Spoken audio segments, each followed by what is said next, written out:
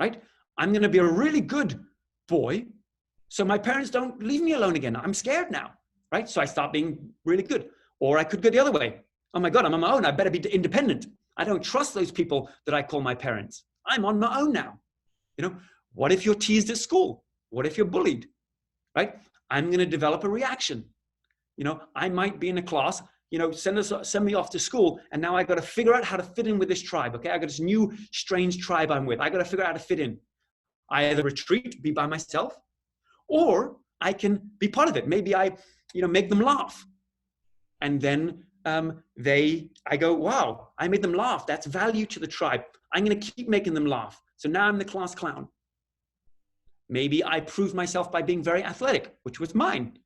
I competed in sports. People go, wow, you're good at sports. I wasn't a better athlete. I just like to suffer because that suffering got me safer in my subconscious brain.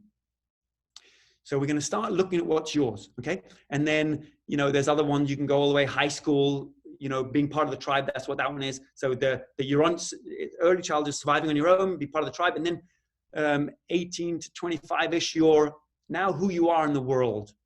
Yeah, that's what you're establishing. So college age. And you can see people actually get stuck in these periods of brain development. You know, I know guys in their, you know, mid-50s who still act like they are in college, which there's no judgment. I want you to get, there's no judgment. I'm not suggesting any way of behavior is better than others. All I'm suggesting is that there's a way to observe yourself so then you can decide on that behavior. Okay, so I want you guys now to start writing your story, okay? And we're going to get 10 minutes, and you're going to write out basically where you come from, the religion, all this stuff. So you start identifying it. That's your sociogenic. Then you're going to do your idiogenic. And you can see this in how you react in life, how you get triggered, right? What upsets me? Okay, so I'll give you an example of me. I'm driving along and some person cuts me off. That person cuts me off, gets me angry. Why did it get me angry? One, maybe because I thought I was in potential danger, but unlikely. Usually when people cut me off, I know I'm not in really danger, but I still get angry. This is my idiogenic trait. It's specific to me. I get angry because they didn't think I had any importance. They invalidated me. So I'm like, whoa, don't they know who I am? I'm not thinking this cognitively, consciously. This is all happening subconsciously. Okay? So start to look at in your world what you're reacting against. This is what we call our limiting beliefs. Right? And we're going to talk more about this, but just start to write down. What are your beliefs? And what's up on the screen now is a little description so you guys can go through this. What's your story? What's your limiting belief? What triggers you? That's your idiogenic, okay? So write that down. We're going to go 10 minutes and we're going to come back.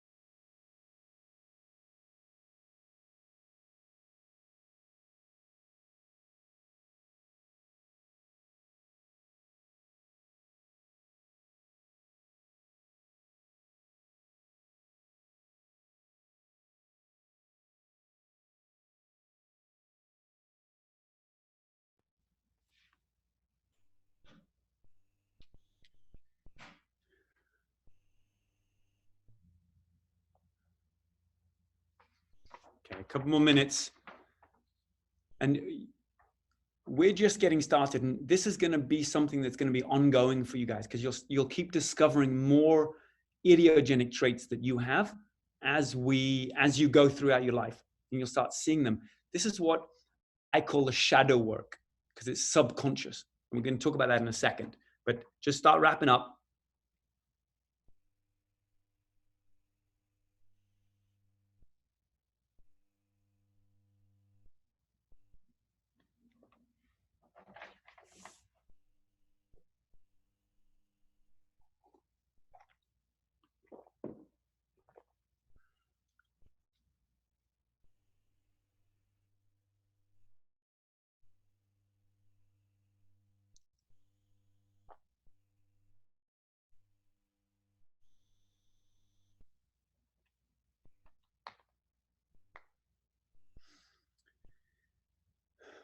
I hope on Instagram, you guys and Facebook, you guys are doing this, working with your journal.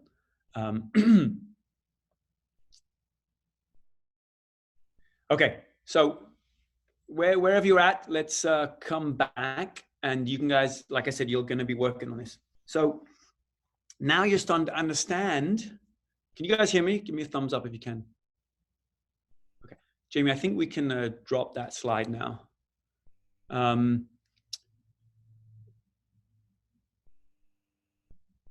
So you're starting to get a picture of why you guys have the lives you have.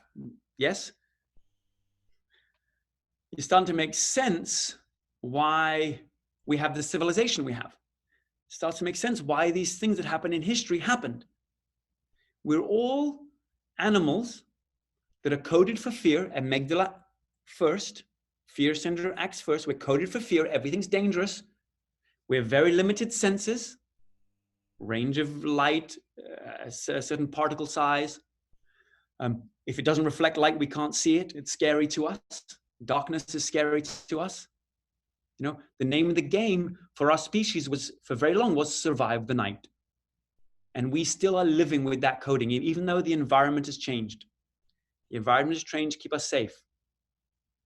But we now are having difficulty in this environment because it doesn't fit our coding.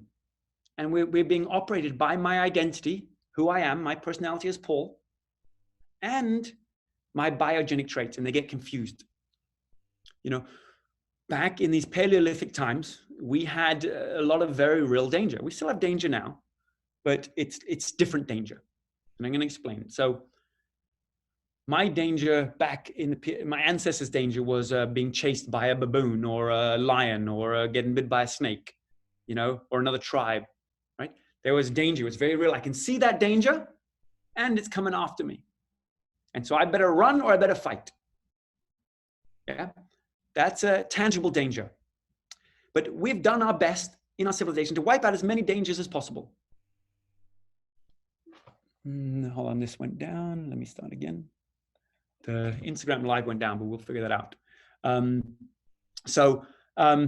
We have these dangers that used to be very real, and that's how our body reacts. Our coding didn't know that our civilization was coming and what our civilization was going to do, so it didn't have a reaction for this. Now, what is most of our danger? Most of our danger is perceived danger. We still have real danger. I'm not discrediting that. Right now, we live in a time that there's a lot of perceived danger out there, which is why we're bonded together as a tribe. Let me try and fix this Instagram. Sorry, guys.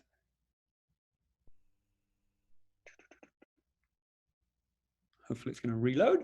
And if Jemie, if you can hear me, maybe you want to come and see if you can work this Instagram. So we can tell ourselves a story in our heads, and the body doesn't know the difference. If I think of something scary, my body doesn't know the difference between that's just being made up, or I'm having this this actual danger that I have to defend against. I can lay in bed and think of a scary scenario, and my body's going to have the same fear reaction. It's going to release its very powerful hormones, adrenaline, cortisol, all these stress hormones. Instagram went down. Maybe you want to. The whole phone went down. So Instagram's not even loading now. Sorry, guys. We're working on this. If you slide up, yeah, see Instagram there, yeah. Hopefully we'll get back to them. I can't tell them that we're coming. So sorry, guys. So we have these chemicals that we make up. I'm lying in bed, and there's something. Maybe I have to do a workshop tomorrow or today, and I'm like, oh my God, maybe my Instagram is going to go down, and I have fear. It's not actually happening, right? It's happening now. It didn't happen then, but I can lay in bed and get the same stress, right? As though it is happening to me in the moment. My body doesn't know the difference, so it's preparing me to flee or fight. Okay? Let me hold it for a second. We have another phone here, Instagram.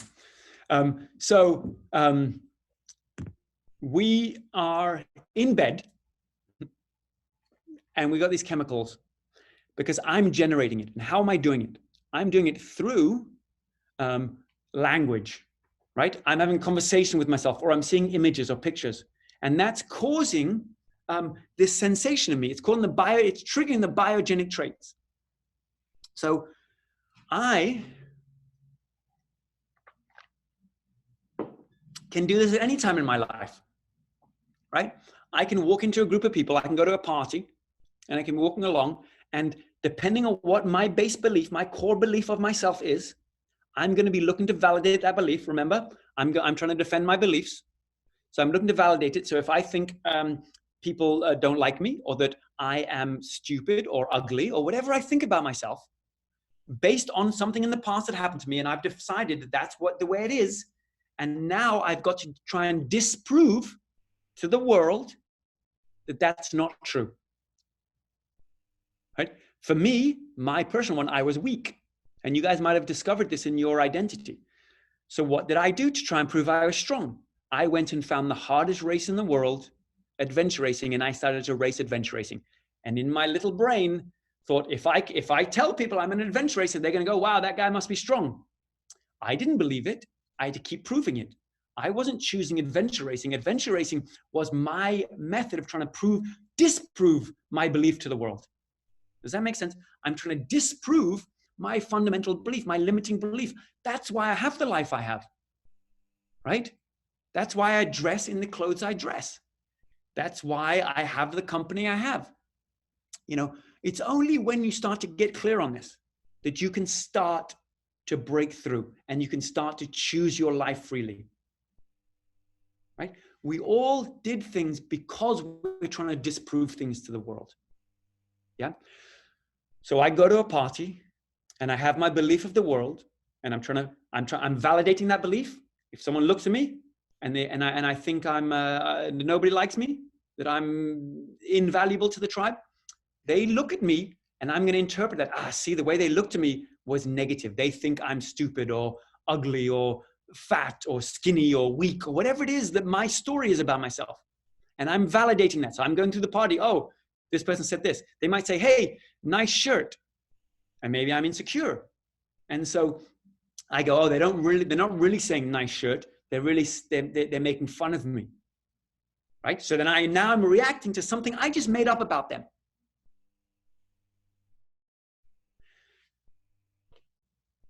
It's all perceived. I'm getting a chemical reaction. So my identity was triggered, right? This person looked at me. My interpretation of that look was negative. So now I'm being threatened. Maybe not physically, but subconsciously I'm being threatened that I might be kicked out of the tribe, or I might not be allowed into this tribe, this cool tribe at the party. Right? If I don't wear the right clothes or dress right or do my hair right, it takes me a long time in the morning to do my hair.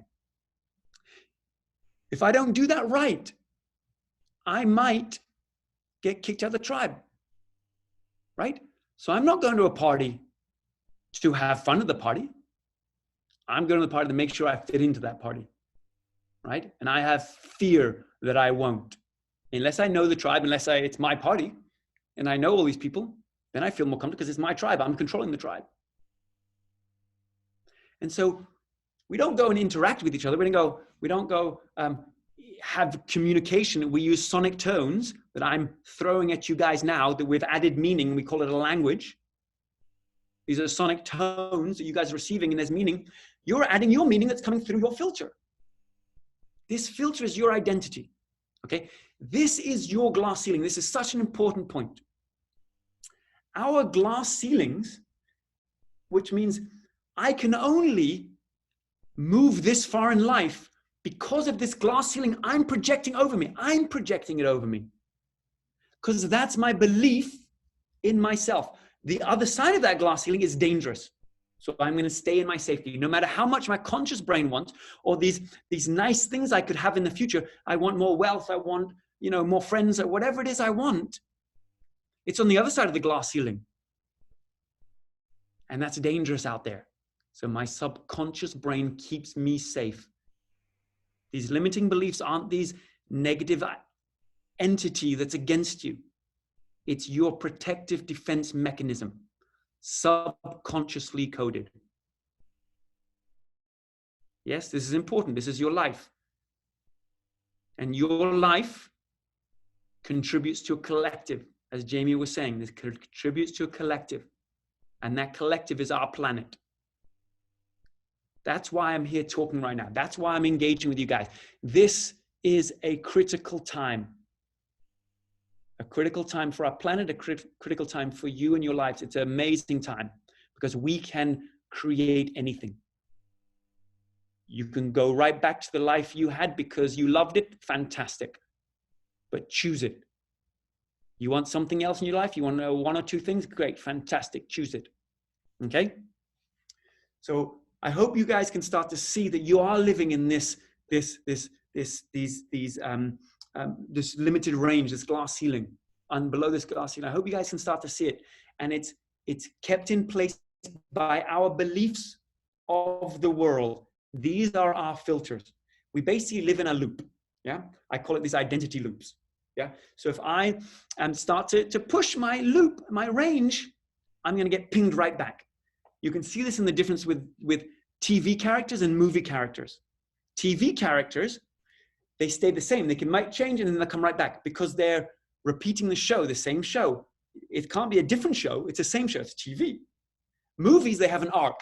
The character goes through it. They realize something. They change and everything works out happy in the end or not. Right? We're the TV shows. I don't know if any of you guys seen Westworld. That TV show is us. We're the robots. Our loop is the range, the story that we can operate in. Our story comes from our sociogenic trait. Your story, my story, the culture I grew up in is go to school, get a job, find a mate, get married, have children, and retire. That's the story of my culture. Fantastic. It's a great story. I'm not suggesting anything wrong with that story. It's a fun story to follow. And if I don't follow that story, people start judging me. I get asked all the time, hey, why aren't you married? Why don't you have kids? I didn't follow the story. That story is biogenically coded and sociogenically coded, right? So this is why it's so difficult for us to operate. It's so confusing because we're not understanding that we have all this coding. Yeah, that we have mixed coding coming at us. Let's go back to health goals and fitness goals. Why I got onto this conversation that I'm on, I mean, in general, in my life, why I'm talking about this right now is because in my career, I've trained, athletes and actors from all ranges, some of the biggest movies in the world, athletes, executives, all these people, anyone, just the guy from next door, I've trained them. And what happened? I spent hours creating the best program in the world. If you follow this program, these exercises, and this nutrition, and you follow it, you're going to have the results you want. And then what happens? They don't do it. And I was like, what? You just paid me for this program. Why aren't you doing it? And for years, I'm not a quick learner. I'm a bit slow. So for years, I'm like, no, do this program. It's a great program. And then I thought, okay, I classed myself as a very expensive alarm clock for many years. People say, what do you do? I'm like, I'm a very expensive alarm clock. I show up so people show up, right? That's what I thought it was. And I didn't get it. I didn't get their coding. So the ones that wanted to lose weight because they were eating too much, they're eating the wrong foods. It wasn't that they didn't have the knowledge. It may be a little bit that they don't have the knowledge. It's not that. It's what they're using, the reaction that food gives them, right? It's a pleasure response. It's a very strong pleasure response. Why? Because we had to be motivated to go get food. It was dangerous out in the world of our prehistoric ancestors, right? I had to risk my life going out there, maybe with a small band of tribe or maybe alone. It's scary. So I need a very strong negative sensation when I don't have food and a very strong positive sensation when I get food. There's other attributes around food that are interesting, like our stomach can stretch. You know, we can overeat. We don't get satiation until later. Why? Imagine we're coming across a fig tree out and we're wandering about. We have to eat as many figs as possible before the baboons show up and come and take it all. So we have these coded programs. We also have something, a hormone called ghrelin. Ghrelin, we got another poll up there, so hop on that when you can. Ghrelin is a hormone that cycles through your body based on your circadian rhythm, a rhythm that we all have that's in tune with nature, triggered by light, that tells us when we should eat based on when you typically eat. So if I usually eat breakfast at 9 o'clock, I'm going to get hungry at 9. Not because I need food, because ghrelin just flushed through my body. So does that mean, do I need to eat? No, not necessarily. It means I need to decide whether I need it. But that's not what's going on. That's not what was happening with my clients, right? My clients were having a hell of a lot of perceived stress or potentially real stress. You know, a lot of them, they had a lot of risk, a lot to lose. You know, a lot of these actors, they were putting themselves out in the world. Every single person was judging them. Every person asked them. Alive is a negative feeling,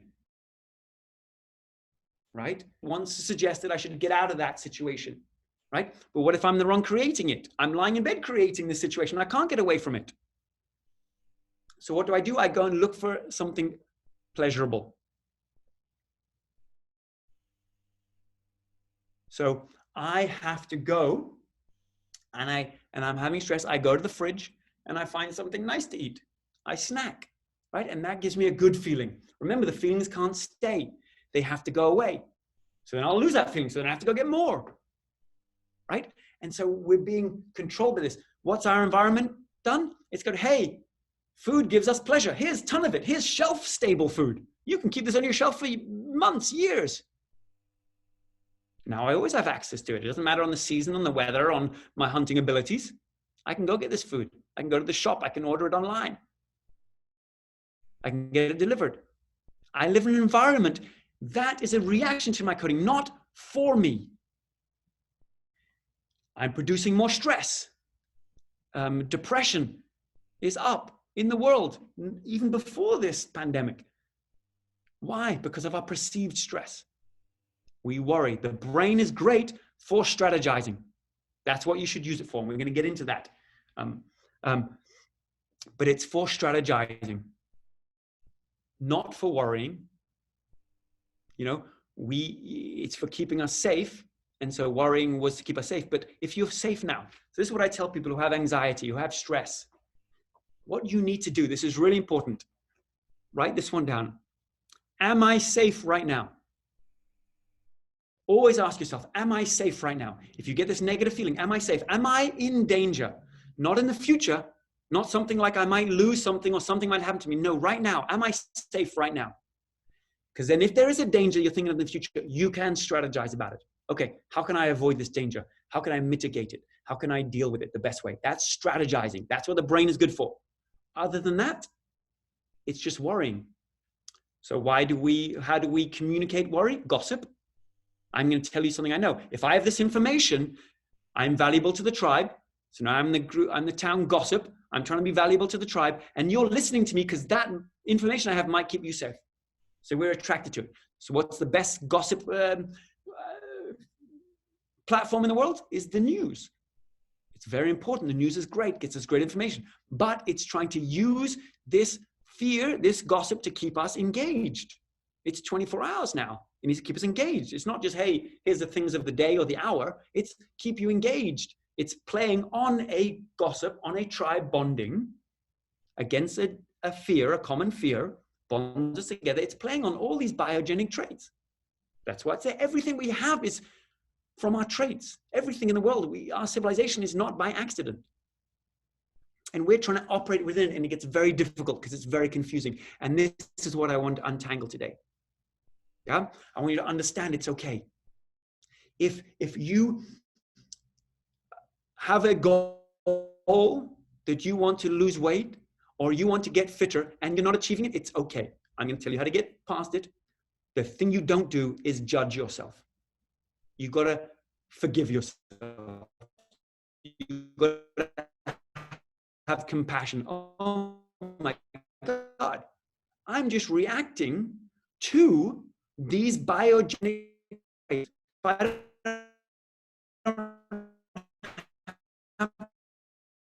girlfriend, my boyfriend broke up with me. Have compassion for you and them. People are just these fireworks of emotion. Don't you control what I'm being taught?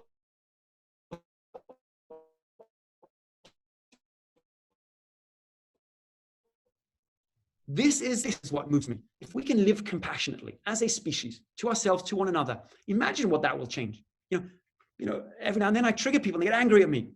I know I just threatened their identity. Okay. I have compassion. Oh my God. They're feeling it's a life and death matter to them right now. That's why they're getting angry. The only reason we get aggressive is because we're defending ourselves. So I know, okay, I have compassion for this person. I just said something that countered their belief or validated their limiting belief in themselves. They might have thought they're stupid and I said they're stupid. I wouldn't intentionally do that, but I might have said something in a way that now they feel threatened. Now I have compassion. Oh my God, I got to start searching my brain. What did I just do? How did I trigger them? Hey, it's okay. Give them agreement. Okay, no, you're brilliant. You're intelligent. Does this make sense? I'm using these different examples, but apply them to your lives. So going back to your individual self, and I'm using this example of health and fitness because it was my world for 20 years. And it's very common. We can all deal with it because we all eat. And we all have goals, and our tribe coding is to say, hey, you have to look a certain way or you're going to potentially be kicked out of the tribe. It's devastating what goes on and why people isolate themselves. So say I'm going to just eat kale leaves for the next month. And then I don't one day. I don't go, oh my God, you're an idiot. You don't have self-discipline. You know, you're no good. No, you go, okay, let's figure out what happened. Were you stressed? I got to deal with that. I got to deal with the cause. Was I stressed? Deal with it. Then I got to look at what is the reason for that goal I want. And it's got to be more important to me than anything. And that's where the self-discipline comes in. And this is, you know, it can be a scary and nasty word people call self-discipline. Because why is it scary to us? Because it means to us that we're going to not have the things that give us pleasure. And it doesn't just mean, oh, I'm not going to have the pleasure. It means I can't mask or escape from these negative feelings, right? That's scary. That's scary if I can't escape from it. We haven't told the people that it's you producing the scary feelings. There are some very real ones out there. I'm not dismissing them.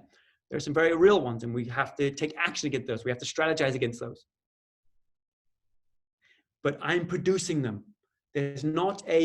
I'm not being injected by adrenaline from outside. I'm squeezing out adrenaline from my brain through my body, and I'm experiencing it's me. I'm the leaky faucet. And it's because something's come against my belief, my glass ceiling, my filter, which is my identity to the world. Right? And now I'm triggered. Now I'm scared. Now I'm angry. Now I'm hurt. right? So that's why it's important to understand yourself, to start unpacking why am I who I am? Why do I have my identity? Why do I have my life? What's my life defending me against? Right? You're being puppeted. We talk about free will, but free will has got to come from based on nothing, not based on something. So there's so many self-help out there that want you to have more positive feelings, right? Hey, if you do this, you'll have more positive feelings.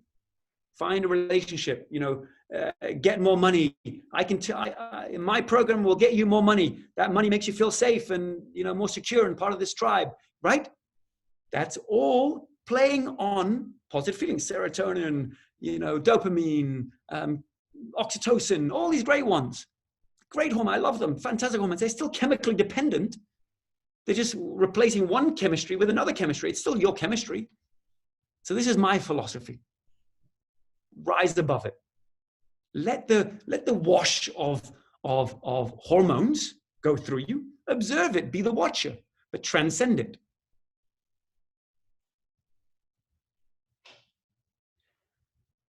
Rise higher. You can't stop having the animal experience, the human experience. You can't stop having it. You could, but that's getting off the train, right? That's death. I'm not recommending that. Stay alive and stay in, experience, have the human experience, live the human life, but don't be dictated by it. Don't be puppeted by it. Rise higher. So someone comes along, they say something to me, I get angry. Or, maybe I'm in a relationship and my girlfriend says something that makes me think that she might be leaving me. What do? I'm out of here first. I don't want to get hurt. I'm out of here.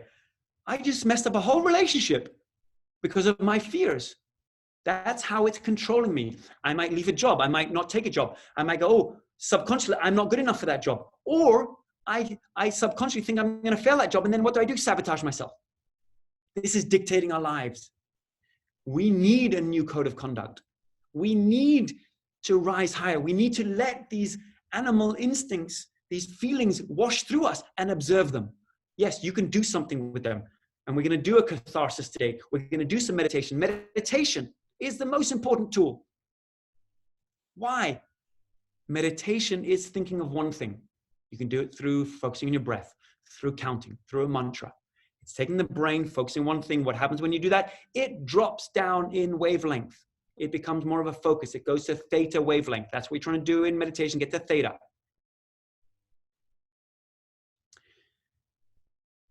If I train every day, meditation is a practice. If I get better at it, I start to control this mechanism that's giving me my feelings, that's controlling my life. That's why meditation is so important. That's why catharsis, we're going to go through that in a second, okay? I'm going to have a few minutes. In a moment, I'm going to ask you to start identifying your glass ceilings, okay? Not right now. We're going to go a couple more minutes, and we're going to start writing down what life we want and what code of conduct we want. But start to think, just be for a moment, and just start to see your world and to see your life. Start to look around your life. You can do it mentally. How do you look? How do you dress? What do you have in your life? What triggers you? What upsets you? What's your limitations? Where are you stopped? Where does your tether keep you stuck? Right? Okay, let's go. Let's start writing that. Grab your journals. We're going to take 10 minutes. You're going to write out your glass ceiling. Where are you stopped? What triggers you? Start to write it. Even whatever it is. When did you get upset last? It doesn't matter when it is. Just start to identify it. Okay, start to write it down. And you'll see as you go through your life, you'll start to realize, oh, I did this because of that. I had this because of my biogenic coding, or I had it because of my sociogenic coding.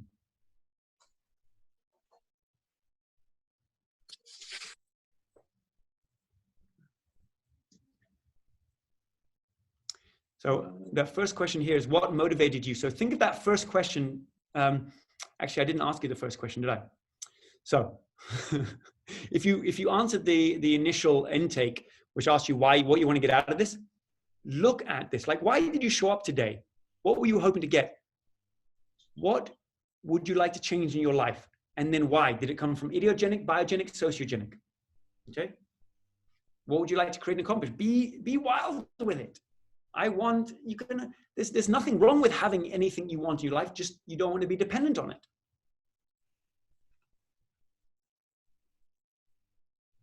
I have a can. No.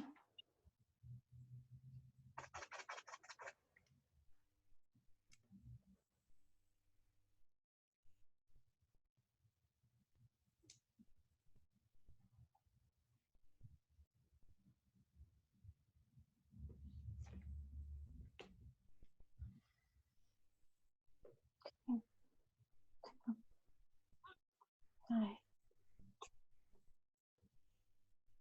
Yeah.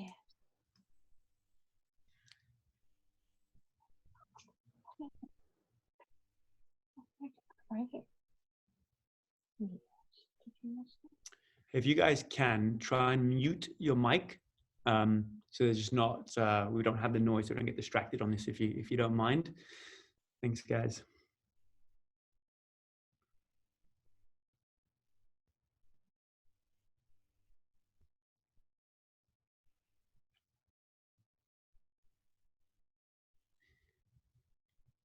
Also, write your new code of conduct. Think of this as like the knight's code of conduct. You know, you might have heard of that, like protect women and children, be gallant, be a gentleman, protect your, I think it's your king or your whoever hires you. There's a code that they followed. So what's your code of conduct? And I'll tell you mine when we come back. Who do you want to show up as in the world? What kind of world do you want it to be?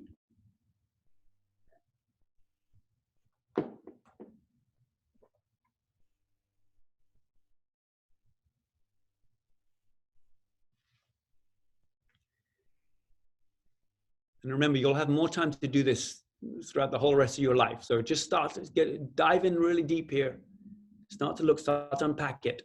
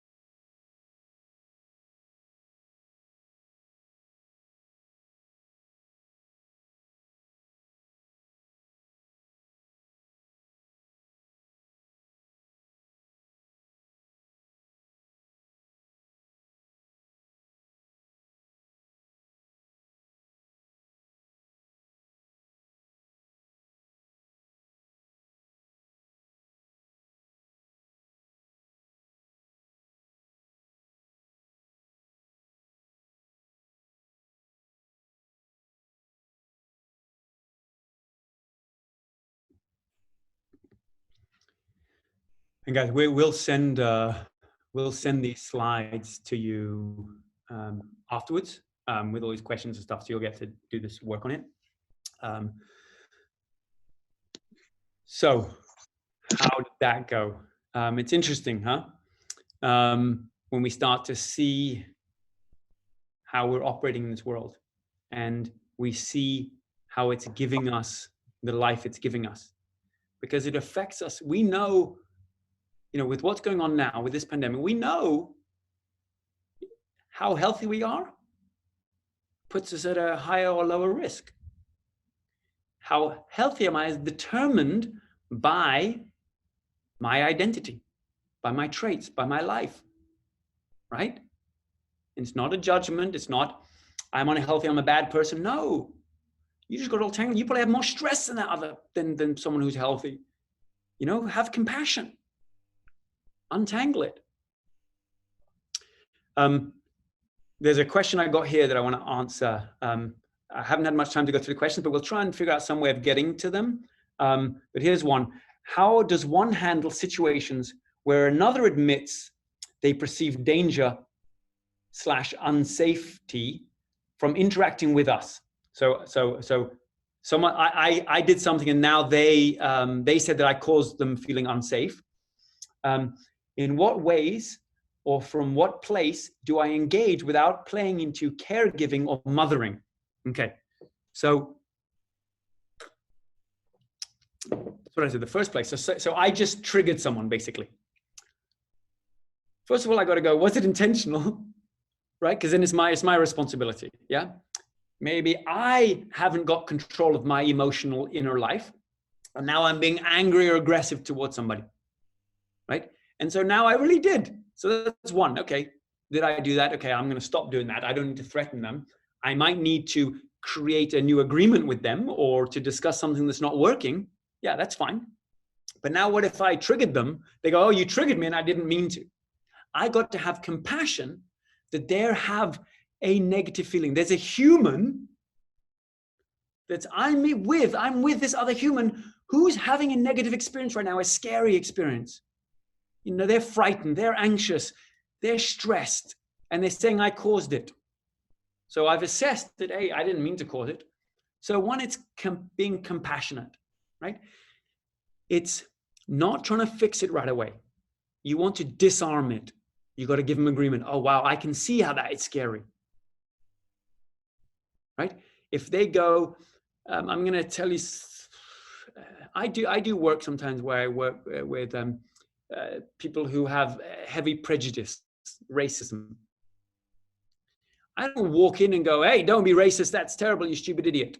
Because what do they do automatically? Defend themselves. So what I do is I almost go in there as though I want them to convince me how to be racist. Oh, why are you racist? Oh, because, all these people came and took my job. So I'm like, oh, did they take your job? Well, no, they didn't take my job, but they took Fred's job. Oh, did Fred tell you that? How do you know that's true? And I keep disarming it, right? And they go, oh, that's not true. They're unpacking it until they realize that everything is made up, right? Until it's not true. So to answer this question, it's giving agreement with somebody. Oh, okay, that's disarming them. Now it's only when you have that disarmed, you have the opportunity to now convince them of something different. Because if they're defending their belief, they are not going to hear you. When we have conversations with people, what are we doing? We're preparing our argument while they're speaking. We're not listening. Right? So we're communicating terribly. All I'm doing when I'm communicating is trying to defend my belief. I'm actually trying to prove something to you. I'm trying to show you how much knowledge I have in my head because you might think that's valuable. I'm going to pull a book from my library in my head and go, hey, look at all this information I know, right? I'm not saying, hey, I want you to know this information. I'm saying, hey, do you see me? Do I exist to you? Do I have value to you? That's what we're saying to each other. So when there's someone being triggered, threatened, they have a fear. You got to disarm that. Now you disarm their defense. Now you can Step up and start talking. Hey, when I said that, I didn't mean it. I didn't mean to say that to you. I didn't mean to threaten you. Hopefully that answered the question. There's one point I want to bring up, that how do we keep this glass ceiling in place? And it's through something very simple, which is our reasons and justifications. Yeah. I'm going to get up tomorrow morning, go for a run at 6 a.m. and the alarm goes off and I go, oh, it's a bit cold outside. I just justify it. Right? I might go, oh, I'll do it later. Another justification. Oh, I'm a bit sore. That's a good reason. Where do these come from, these reasons, justifications? They come from what works for us. It's us doing it to us. It's not some outside force. It's us doing it to ourselves. And I keep doing this reason justifications. I do it even subconsciously. I've got so good at it, it's now subconscious. I'm working on a project. I'm struggling with it. What do? I go get a snack. I didn't think about, oh, I should go get a snack. I just went and got a snack. I'm so conditioned. Oh, that silver shiny thing that's cold inside gives me snacks. Okay, I'm going to go get a snack there. Also, what happens to the part of my brain that houses willpower? It's in the prefrontal cortex. That shuts off when we're under stress. So now I have no willpower. So I can't even counteract this biogenic coding of getting pleasure. Do you see the entanglement? We've got to have compassion for these little humans running around confused, and for ourselves. So we're going to go into a catharsis meditation now. Let me get to one more question. Not sure I understand the code of conduct part. Without discipline, is it difficult to apply any code? So what are some recommendations for maintaining that? Okay, so yeah, that's a good question. The self-discipline. What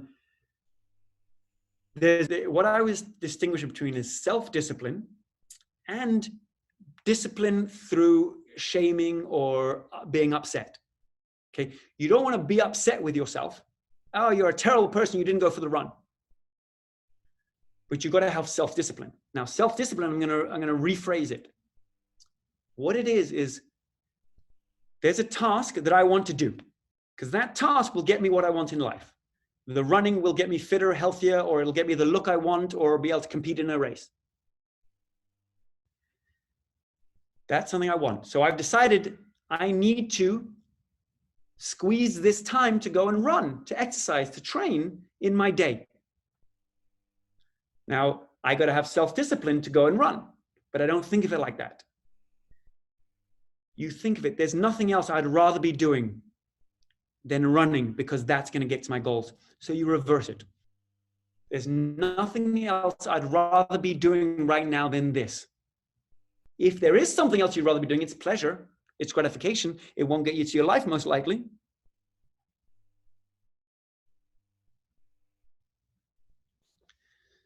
Hopefully that cleared it up. There's self-discipline, which is, hey, I made an agreement with myself. I'm not going to negotiate with myself. I'm not going to ask myself, hey, do you want to run? No, I'm the last person to ask, because what am I coded to do? To go get pleasure, right? Most of what we want in life is the other side of comfort. It's in discomfort. We thrive in discomfort. So don't ask my coding. Don't ask my identity what it wants. Don't negotiate. I get up early in the morning. I don't ask myself, hey, do you want to sleep in? It's not even a question. I got up at 3:45 tomorrow. I slept terribly last night. I think it was like the last, I in and out of sleep. I think I fell asleep around 1 o'clock last time I saw the alarm. I woke up at 3, 2 or 3, and then I got out of bed 3:45. Did I ask myself, do you feel good? No, I just got out of bed, because I knew if I did my breath work, I did my cold shower, I did my meditation, I went on a walk, I did these things, I would feel better. Don't negotiate with yourself. Okay, we're going to go into a catharsis. Okay, you got to bear with me, because on social media, you guys are going to have to listen in carefully, because I'm going to play this music through Zoom, and we are going to get into it. So this is what I want you guys to do. 1 second. Here we go. How deep you guys dive into this is how much you'll get out of it. And we're going off course right here, guys. We're going out into the weird and wonderful world right now. Okay? So let me explain something before we start. You are made up of about 57 trillion cells. That's your body. Depending on your size, it'll vary. 57 trillion cells. In every single one of those cells is at least 2 molecules. Okay, bear with me. 2 molecules in each cell. Okay, in each molecule, there's 1 trillion atoms. Atoms are vibrating matter. Yes, there's a negative, positive core and a negative electron. Yeah, bouncing around. It's essentially a little battery. So you have trillions and trillions and trillions of little batteries, trillions of them in every cell. So you're just vibrating matter. Everything in the physical universe at its core is an atom, has an atomic nature. Yeah, dead or alive, it has atoms. You are made up of these atoms. Where do thoughts lie? This is why this danger, this perceived danger, is untangible. I can't physically grab it. It doesn't exist in this dimension. It doesn't have matter. Okay, that's a weird concept, hey? So we live in a dimension of matter. My senses can only detect things with matter that reflect light, that have a certain size, a certain particle size. That's what I experience. It doesn't mean there's nothing else there, and we're starting to learn how to experiment with this. There's the whole world of quantum physics. Quantum physics is beginning to explain what these tribes have known for thousands of years. But now we have Western modern language on it, the quantum field. This is why these negative thoughts are so dangerous. This is why we isolate ourselves. I could have such a strong negative feeling about the world, about myself, that I isolate myself. Imagine if I'm a teenager and I think that I'm not part of the tribe. What do I want to do? I want to be aggressive towards that tribe, right? I want to hurt them. I want to kill them. It's biology. It's isolation. They are so scared that they have been isolated. Okay, so it's happening in an intangible world, in a different dimension. These electrons that we have, they're vibrating matter. When we get stressed, they vibrate differently. We're starting to measure this.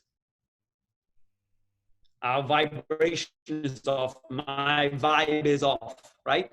In a speech, people talk about their vibe all the time. This is what they're talking about. They're vibrating at a different frequency now.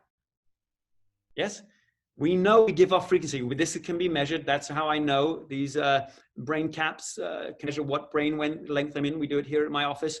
We can scan people's brains and see what wavelength they're operating in. It's a vibration. My atom vibration is affecting the atoms, molecules around me. Air, 2 molecules of oxygen. In each of those molecules, 1 trillion atoms. It's vibrating vibrating matter around me. Everything is vibration in the dimension that I live. Okay, this is an important concept. This is an important fact. There's breatharians out there who just live by charging up their atomic nature.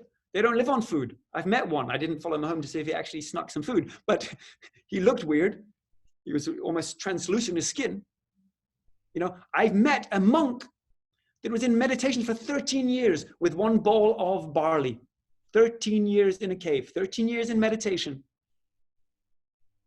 This is a practice, a secret practice that's done in Tibet. To reach this level, like 13 years, 13 months, and 13 years, 13 weeks, and 13 days. In meditation. There's the Aborigine tribes that can go into a tonic state, almost detected as dead. NASA is studying them so they can use it for space travel. We have capacity that goes way beyond what we know. So don't let your limited senses or your limited knowledge of what we know as humans, because we only experiment, we only measure what we can detect until we get tools to measure it. So when people say, hey, energy healing doesn't work, they don't have the tool to measure it yet. We don't know. You know, I go to these tribes, they do these ceremonies with me, something's going on. Something is happening in the quantum field. Okay, so whatever your belief is, it doesn't matter right now. What I want you to do as in meditation, just be open to it. Just play with it. You can come right back to your belief right after it, okay? So I'm going to try playing music. I haven't done this before. So let's see how this goes. Where the hell did it go? Okay. Let me explain this. Let me move this over. Stay with me, guys. Okay, so we're going to start with just some breathing. So as we go through this, I'm going to take you on a journey. It's going to be 30 minutes-ish. Let me see how much time I have. Yeah, 35 minutes, something like that. Okay, and we're going to go through the first part. It's cathartic. It's catharsis, meaning purging of emotion, right? You see animals, when they get into a scuffle, they go off and shake. Children, when they're having a strong emotion, they throw a tantrum. We don't do this anymore as adults. Hold on. Sorry, guys, trying to set this up. I realize my mic's off probably, my headphones, so it's probably been echoing, so I'm sorry about that. We will figure it out for next time. But purging. We got to get rid of the emotion we're feeling. We can also get rid of the trauma. So if I was a little kid, remember my idiogenic trait, I was a little kid, my parents dropped me off at school, and now I'm scared. That's trauma. We can inherit trauma. There are studies that show offsprings from Holocaust survivors inherit trauma. Yes, they are more susceptible to trauma, to post-traumatic stress disorder, PTSD, because they inherited it. What did you all inherit? You all inherited the trauma of your ancestors. The ones that go, hey, we're a weak animal. You inherited that. Yes, that's why you are who you are as a species, not individually, as a species. You are who you are because of your lineage. You inherited trauma. This catharsis gets rid of that trauma. I cathart every day because I get triggered every day. I'm a human. I'm having a human experience. I get triggered. I need to get it off me. There's many ways to cathart. You can shake your body. You can dance. That's why these tribes have these festivals. They drum and they dance.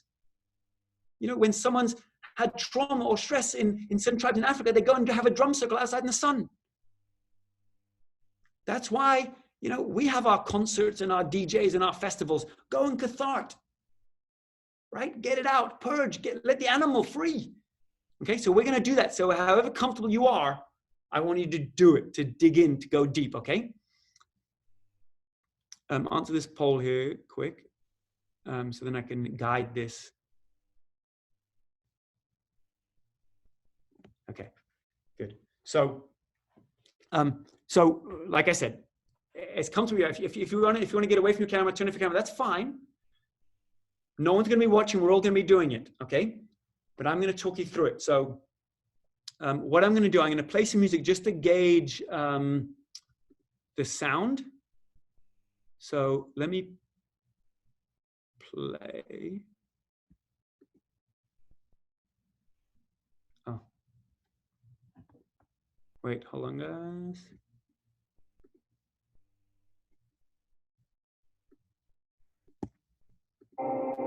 Okay. You guys hear that? Okay. Can you hear me talking too? Why did it go off?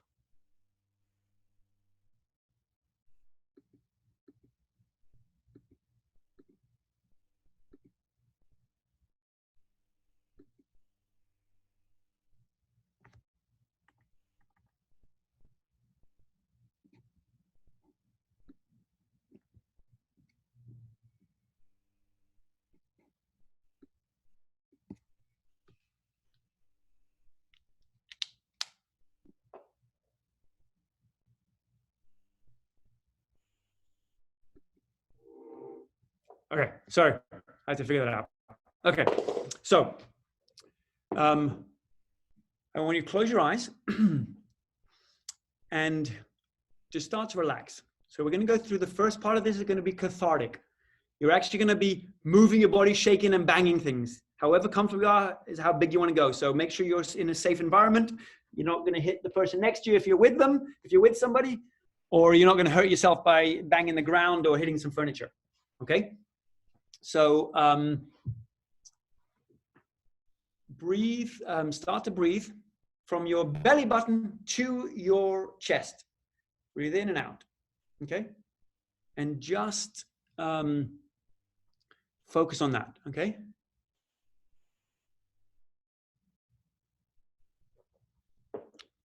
And remember, however deep you get into this is what you're going to get out of it. Okay? So start to breathe. All you're thinking about, belly button to chest. And imagine you're moving energy, whatever that is to you, just imagine it. Belly button up to the chest and then back down.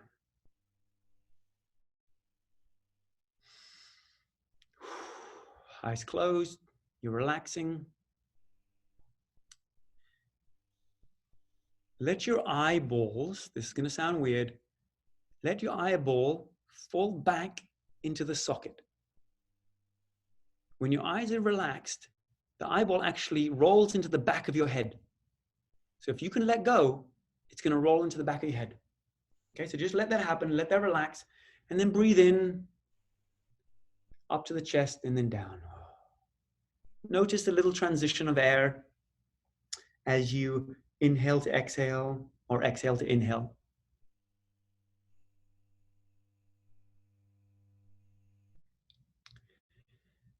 Now, what I want you to start doing now is thinking about any upset you have.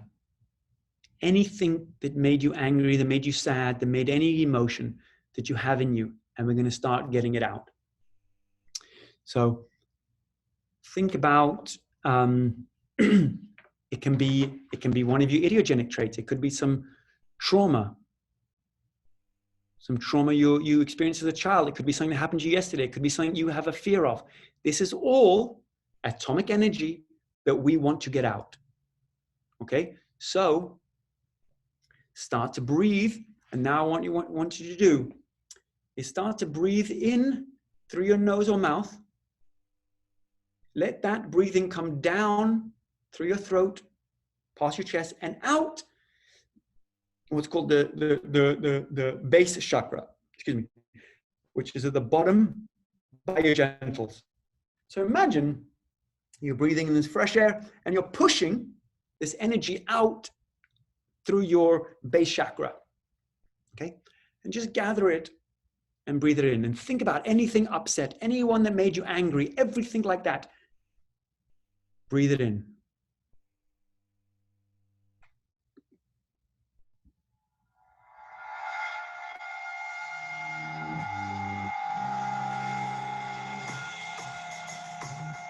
I'll get that big circular breaths. Inhaling down your throat, past your chest, out your base chakra.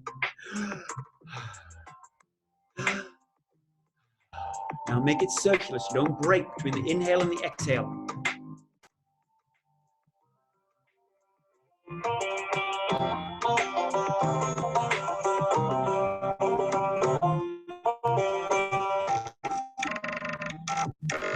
Keep that going. You're gathering everything you have, all this negative energy, and push it out. Okay, work hard here. Even if you don't feel anything, make it up. Imagine it. Deep breath, push it out. If you get dizzy, just slow down for a little bit. It's okay to get dizzy though. Imagine you're pushing it all out. You're cathartic. Get rid of it.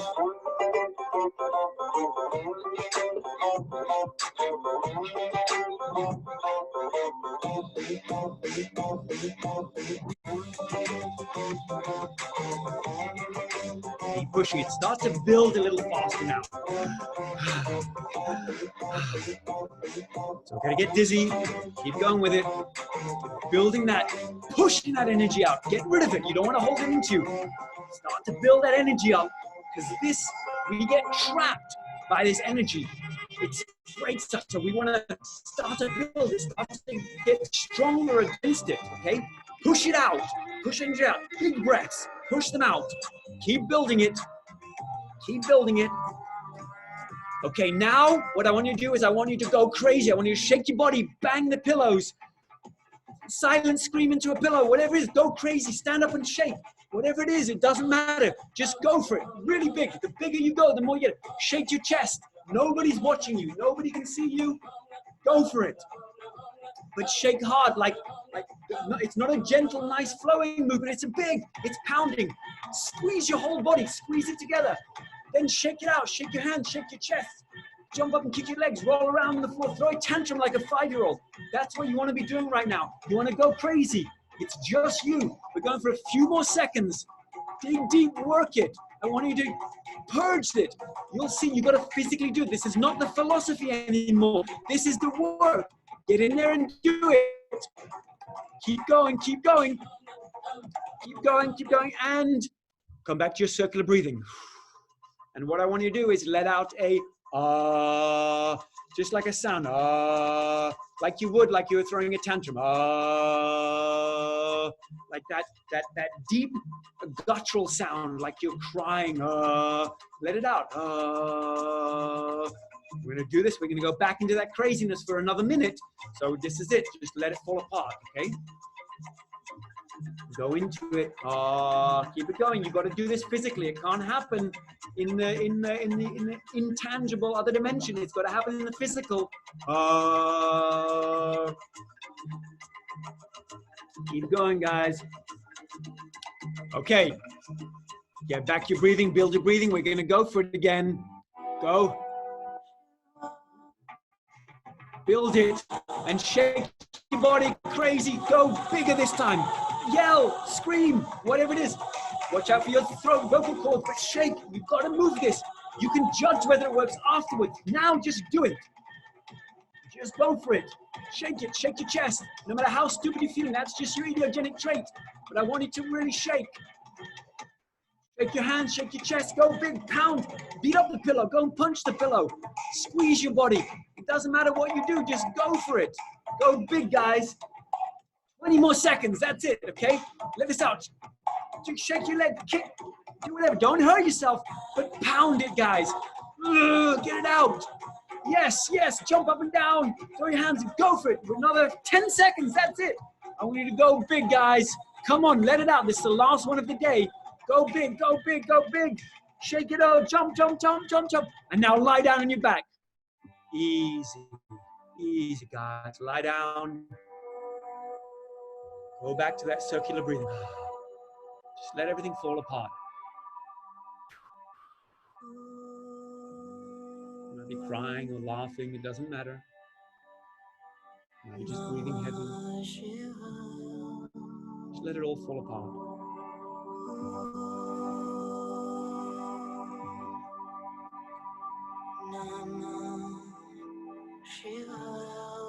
Body rest, let your energy just settle.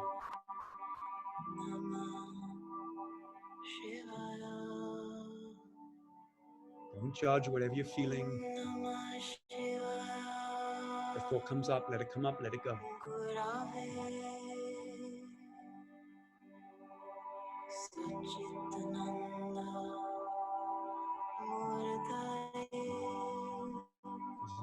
Natural behavior for humans that we lost, that we stopped doing. Just let it fall apart. There's nothing you have to strategize right now. There's nothing you have to worry about, fix, or do. Let it all go.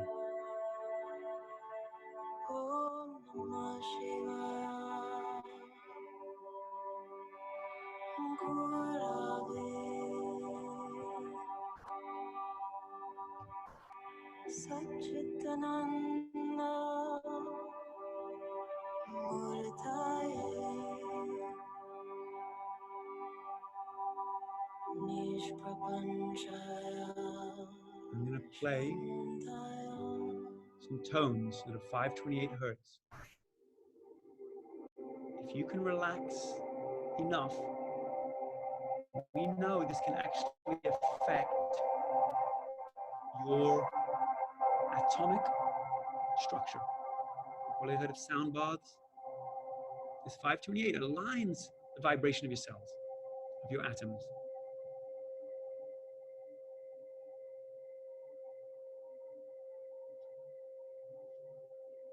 I want you to breathe. Back to your breathing and just focus on the breath. Going in through the bridge of your nose and out through the bridge of your nose. And just stay focused there, hyper-focused. You can stay lying down or you can sit up. But that's all you're thinking about now, is the air going in through the bridge of your nose and out through the bridge of your nose.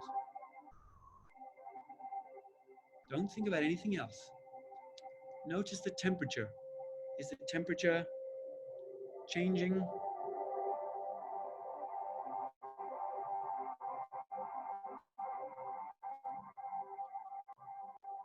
When you inhale to when you exhale.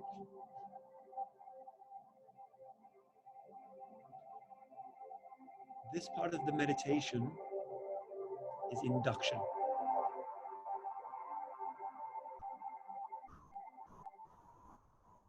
All that means is that we're shifting the wavelength of your brain. We're going from a beta or alpha into a theta. But I want you to stay alert because I don't want you to go to delta. Delta is sleep. So just focus on one thing. Right now we're focusing on the breath as it comes in, possible to your nose, and how it goes out.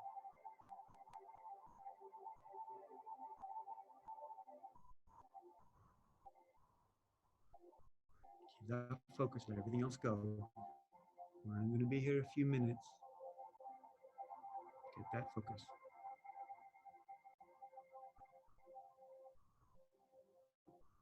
Now, start to switch the breathing. You're going to start breathing from your belly button to your chest again.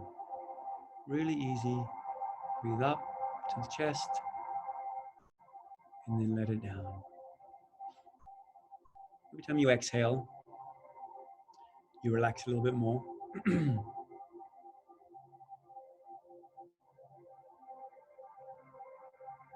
Inhale and then exhale.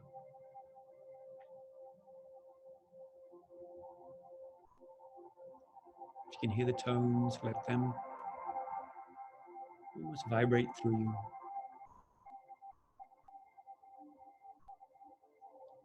Totally relaxed.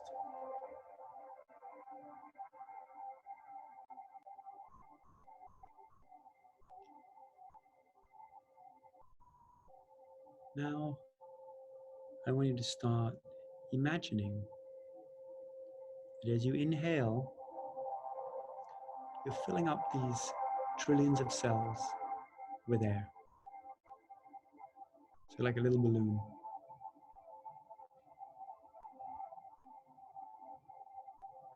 You're inhaling and you're expanding, and you're exhaling, you're collapsing back down.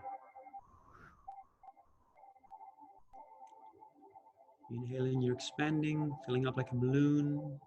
Your whole body is getting bigger. And you're exhaling and you're relaxing back down.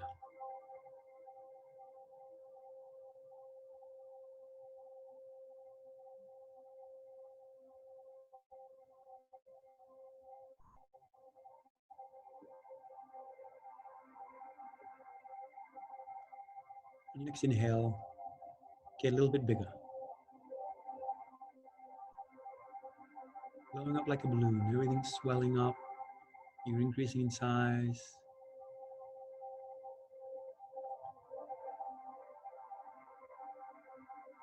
And then you're starting to collapse back down. And this time I want you to get really big. So you're taking up space in the room. And we're just imagining it. Just get really big. When you exhale, you're collapsing back down.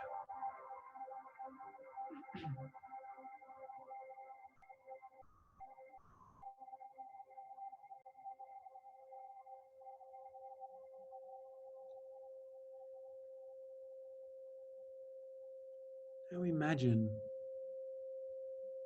that you're expanding so much that the edges of your body are starting to pixelate, starting to disappear. Come back into focus when you exhale.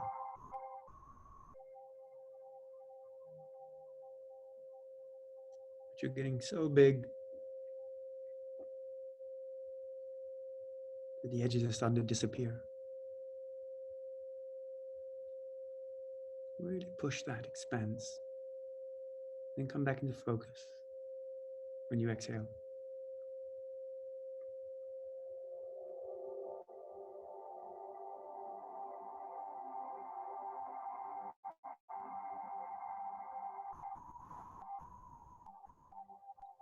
Now this time, I want you to actually get so big that the edges do disappear completely.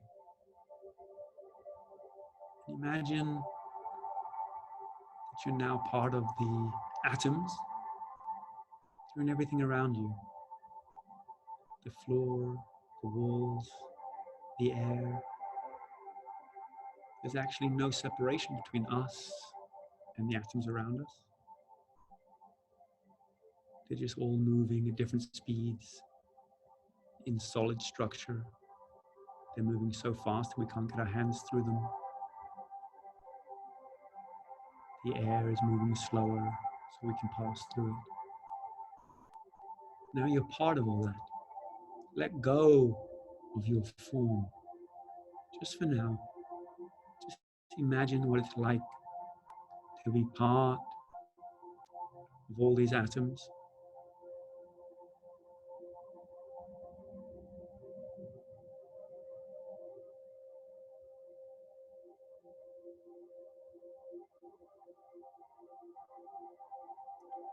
And you can be part of these atoms anywhere. Because there's one atomic collection is our universe. So imagine you're the atoms that are above your home. What's it like to be the atoms in the air?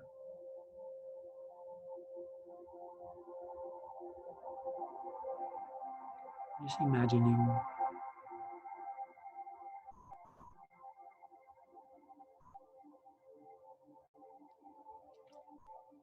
it's like to be part of the other atoms, these other molecules. Let's go even further. Up higher into the atmosphere.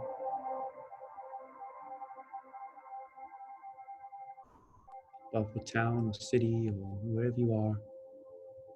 And you're part of those atoms higher up in the atmosphere.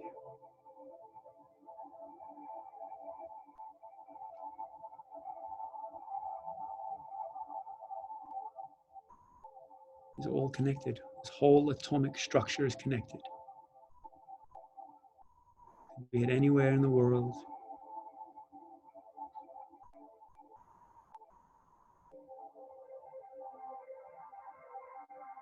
Any part of nature.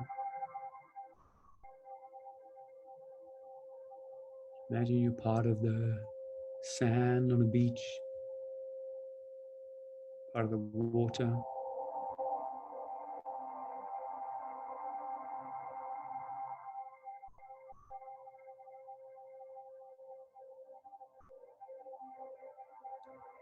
Right now, suspend your disbelief. Just play with this.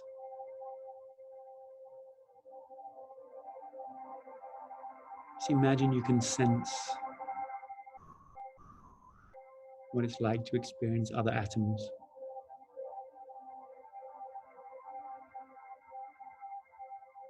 You can even go out to space and be the atoms in space, looking back on planet Earth that has its own vibration.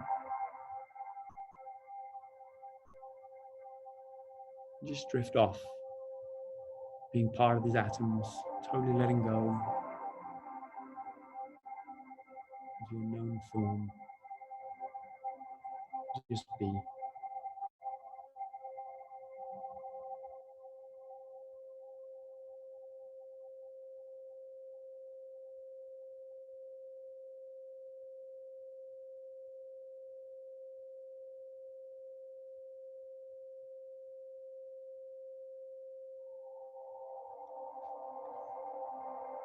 And right now, you're not being an identity.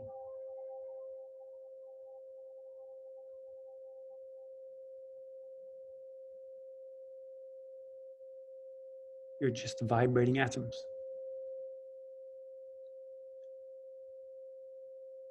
You've let go of that identity that's been running you.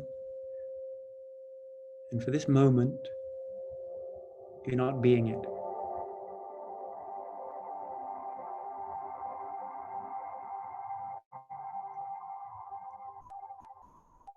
I want you to imagine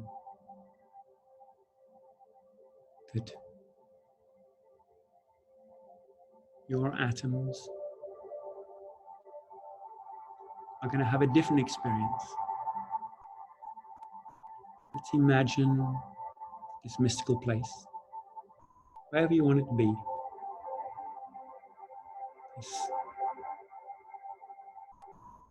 tribe, this city, where you are this warrior leader. Warrior prince or princess, it doesn't matter. We're just going to play a game. Imagine you're born into this culture. You're born to be this leader. What attributes does that leader have? How do they walk? How do they carry themselves? How do they interact with people? How are they regarded?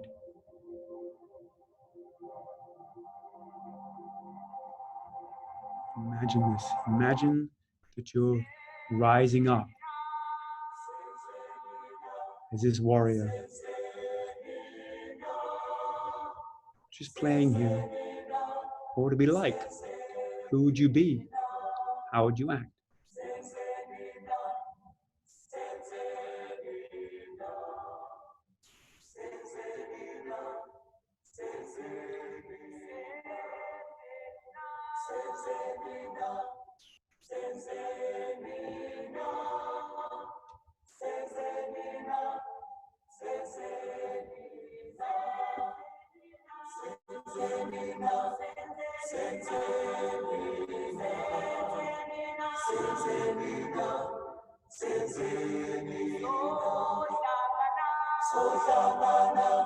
Imagine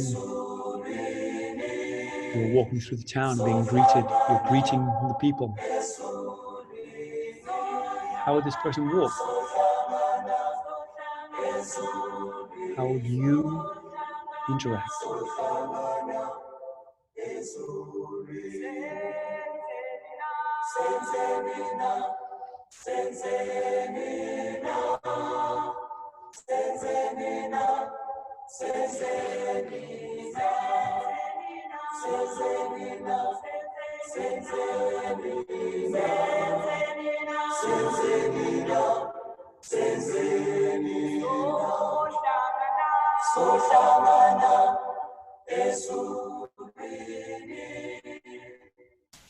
If you want, you can actually get up and move how this person would move. How would they walk?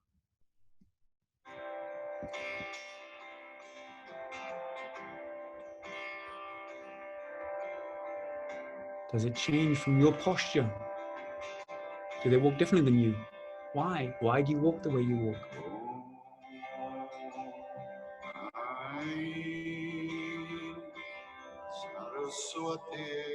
How would this person greet the people you greet in your life?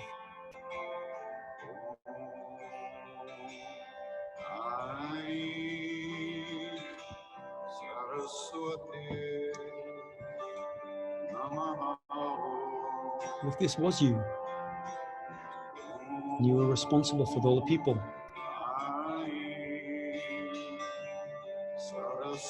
how would you greet them, the ones that you're there to protect? You're there to make them happy. But if that is the people in your life,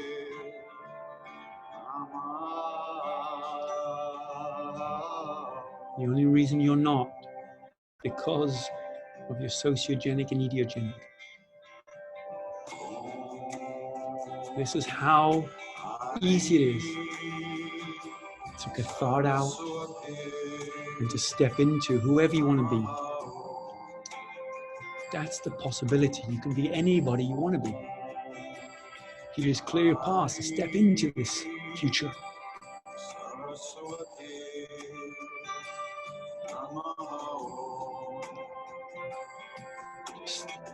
have a little bit of focus on how do you want to show up in life? How do you want to show up in the world? And why aren't you showing up as that?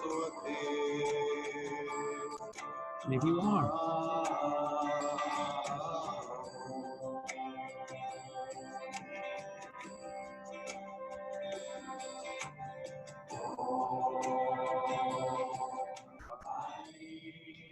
Okay, start to rock your body side to side very gently. Wiggle your hands. Start to come up to sitting. Your eyes are closed. Blink them open.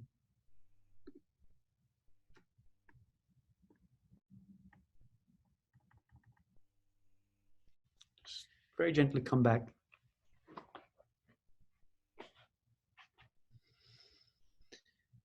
Nice, guys.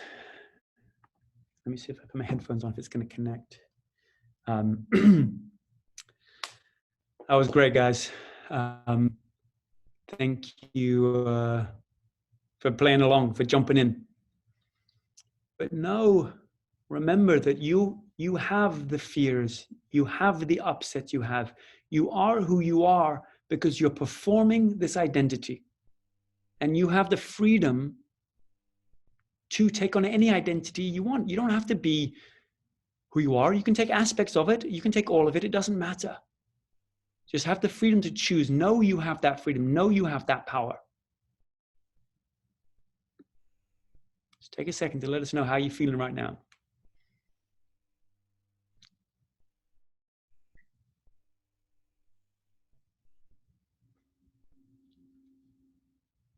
You know, and this is what I want you to see.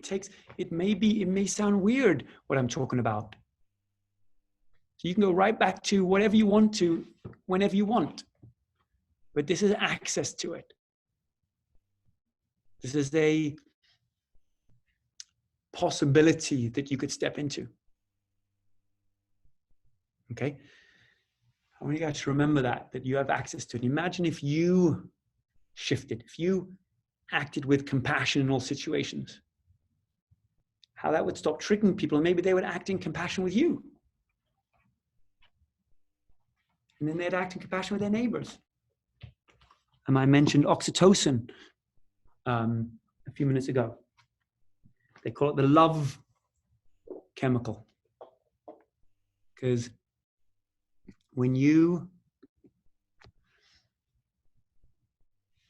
do an act of kindness towards someone, you actually get oxytocin released in your body. You feel very good. You feel love.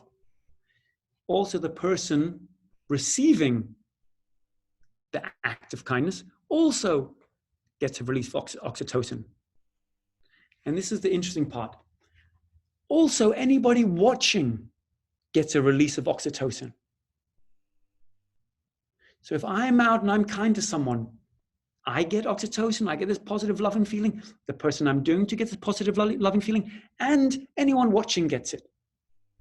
It happens in films all the time. You're watching a movie, someone does something and you get moved.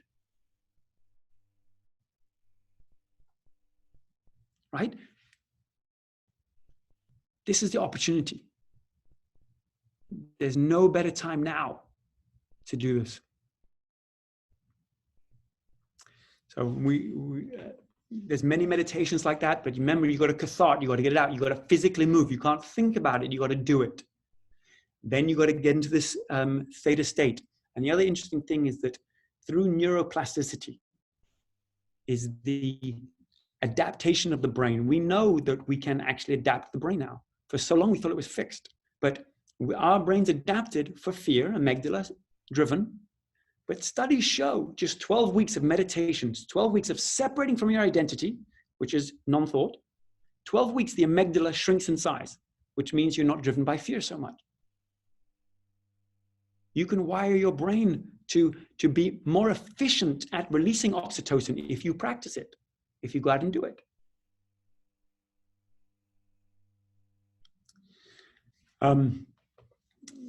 Guys, we're really lucky right now. I got a friend of mine who's going to join us. he is a super special guy, and he doesn't. I haven't said this to him, but the real reason that I haven't come on, because it's very hard to find someone else without hair, so they don't make me look bad, and that has a funny accent, so I don't stand out. So that's really why he's selected. But he's also done some cool things, which he has facilitated and trained and keynoted to over 250 companies in 20 countries. It's incredible. He is a regular speaker at the Singularity University. If anyone knows that, it's super prestigious, super impressive. He co-founded Be Courageous, which is a fantastic company. And it's his company that he co-founded, and he goes around the world. And he's up to unlocking people's extraordinary potential. I'm going to say that again, because this is what he's about. This is who he is. Unlocking people's extraordinary potential. I mean, that's pretty profound. And I was lucky enough to meet this guy, and he said that he is willing to give his time to us and join us today because we're doing this together. And he's also an Ironman athlete, as a family. He writes music, plays music, gets involved.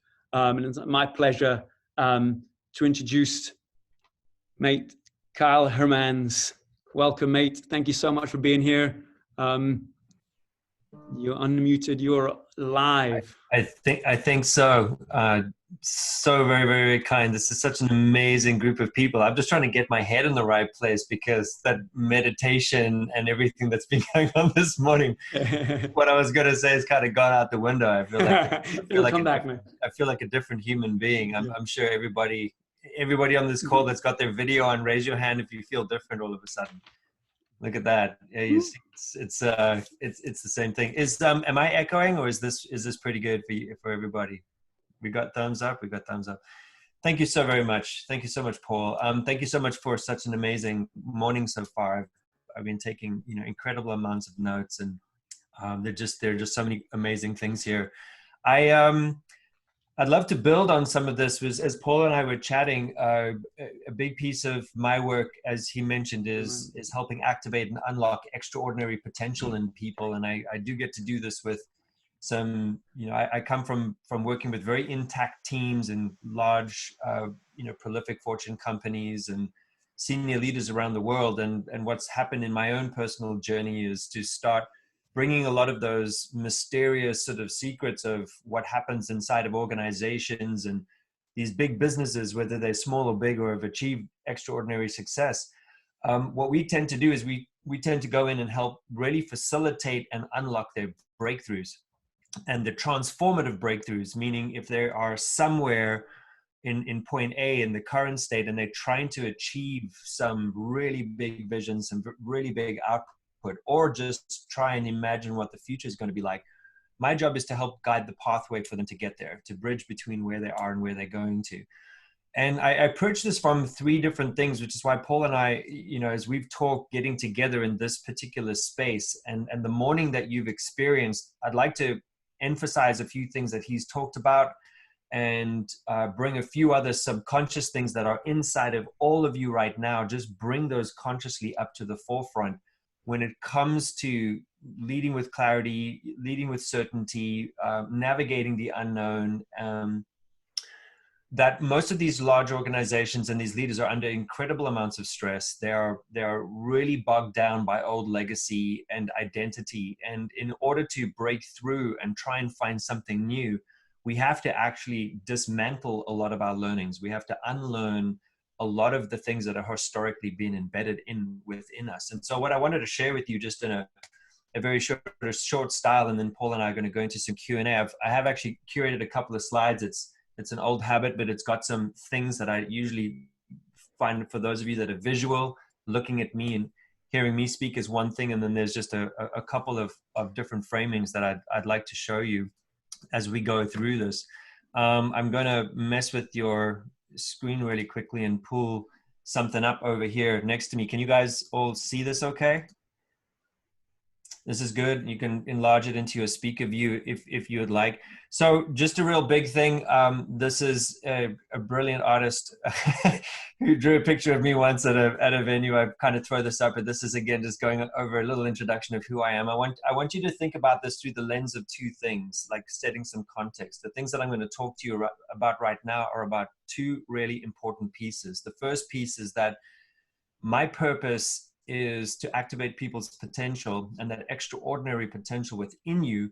The other is to break through impossibilities and do it together. As what Paul was saying, we are in one of the most incredible times, and you can look at this time through two lenses. You could look at it through, I feel, at a victim for a lot of really crazy things that are happening in the world right now, or I could look at this as a blank slate and I can really lean in and I can start to shift and change and actually create. But what it's going to take is all of us actually coming together. So a big thing for me is breaking through impossibilities together, and doing that by tapping into the courage that lives and resides inside of us. I believe that we all have a massive reservoir of courage within us. We just don't often know how to get it. So get to it, get access to it. It's like this abundance of wealth inside of us that's in our imaginations. So there's a thing that I always lead with over here, which is that, and I'm sure you've seen this before, it's one that is dear to my heart, especially when it comes to courage, is that when we look into the unknown, when we're trying to reinvent ourselves, when we're trying to create, and I'm sure every single one of you on this incredible call today has in some way been affected by what is going on over the last, several weeks, whether it's business, whether it's personal, whether it's connectivity, whether it's plans that you'd made. And when things get disrupted that are out of our control, we tend to, as human beings, as Paul has so eloquently talked about all of this morning, we go back to a flight and fight sort of syndrome. And we do go into a state of fear. One of the things that I've found that actually stops and blocks any form of you manifesting, creating, or evolving yourself or anybody is this ability that the fear is often greater than the thing we're actually trying to achieve.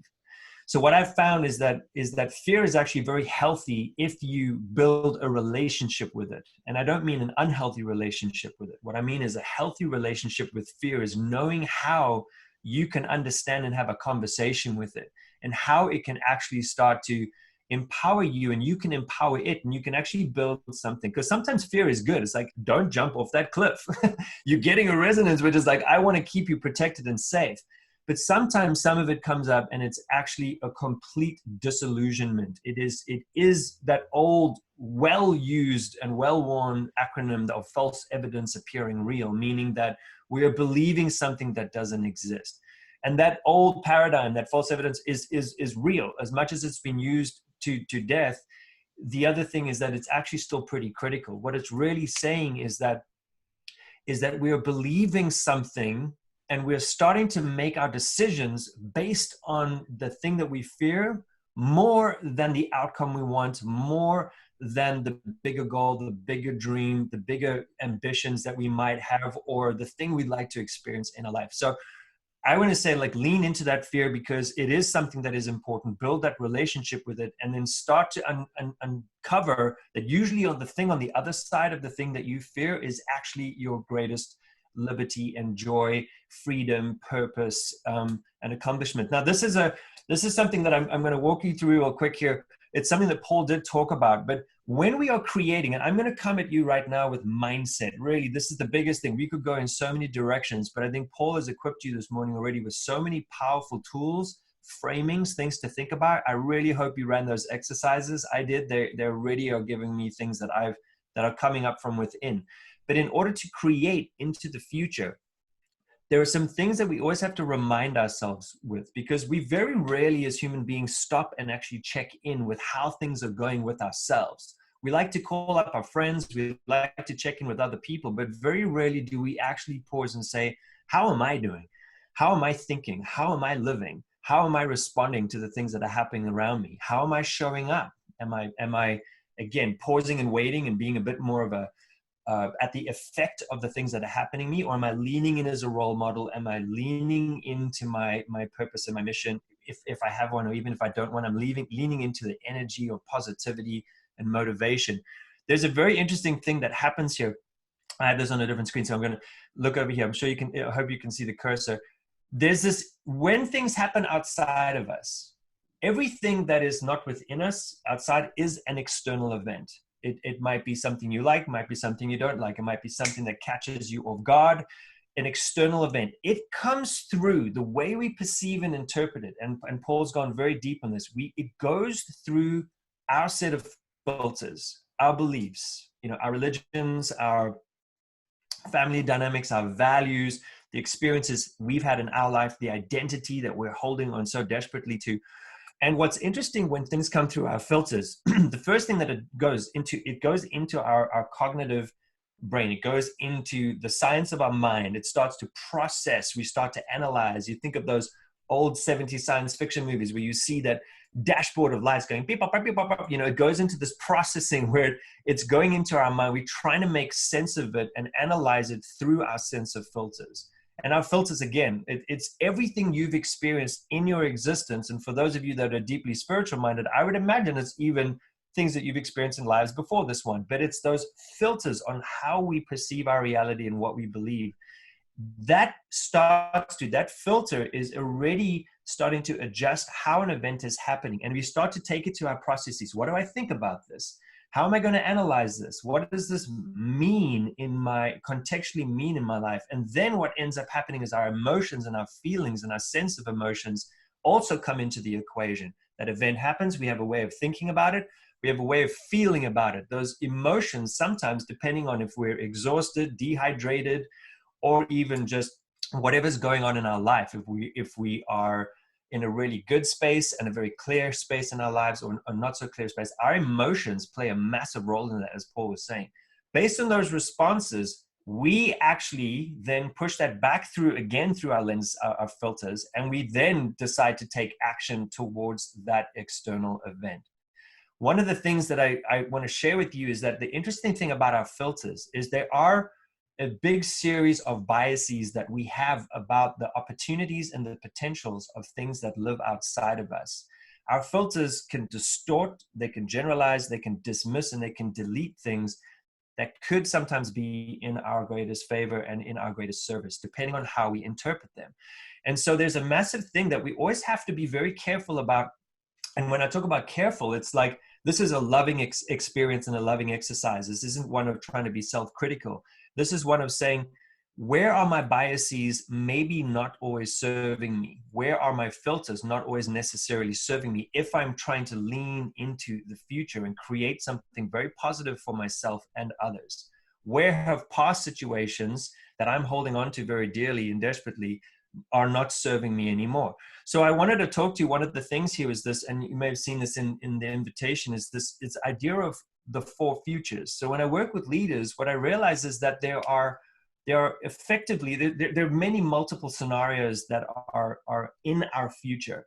But what I've done is over 20 something years of facilitating thousands of sessions with leaders and helping them get their breakthroughs, I've come to this realization that people approach their future in 4 distinct different ways. And each of them has a very different result for you in your life, and has a very different result of how you start to show up, how you interact with yourself, the choices you make, how you interact with other people. Those 4 futures.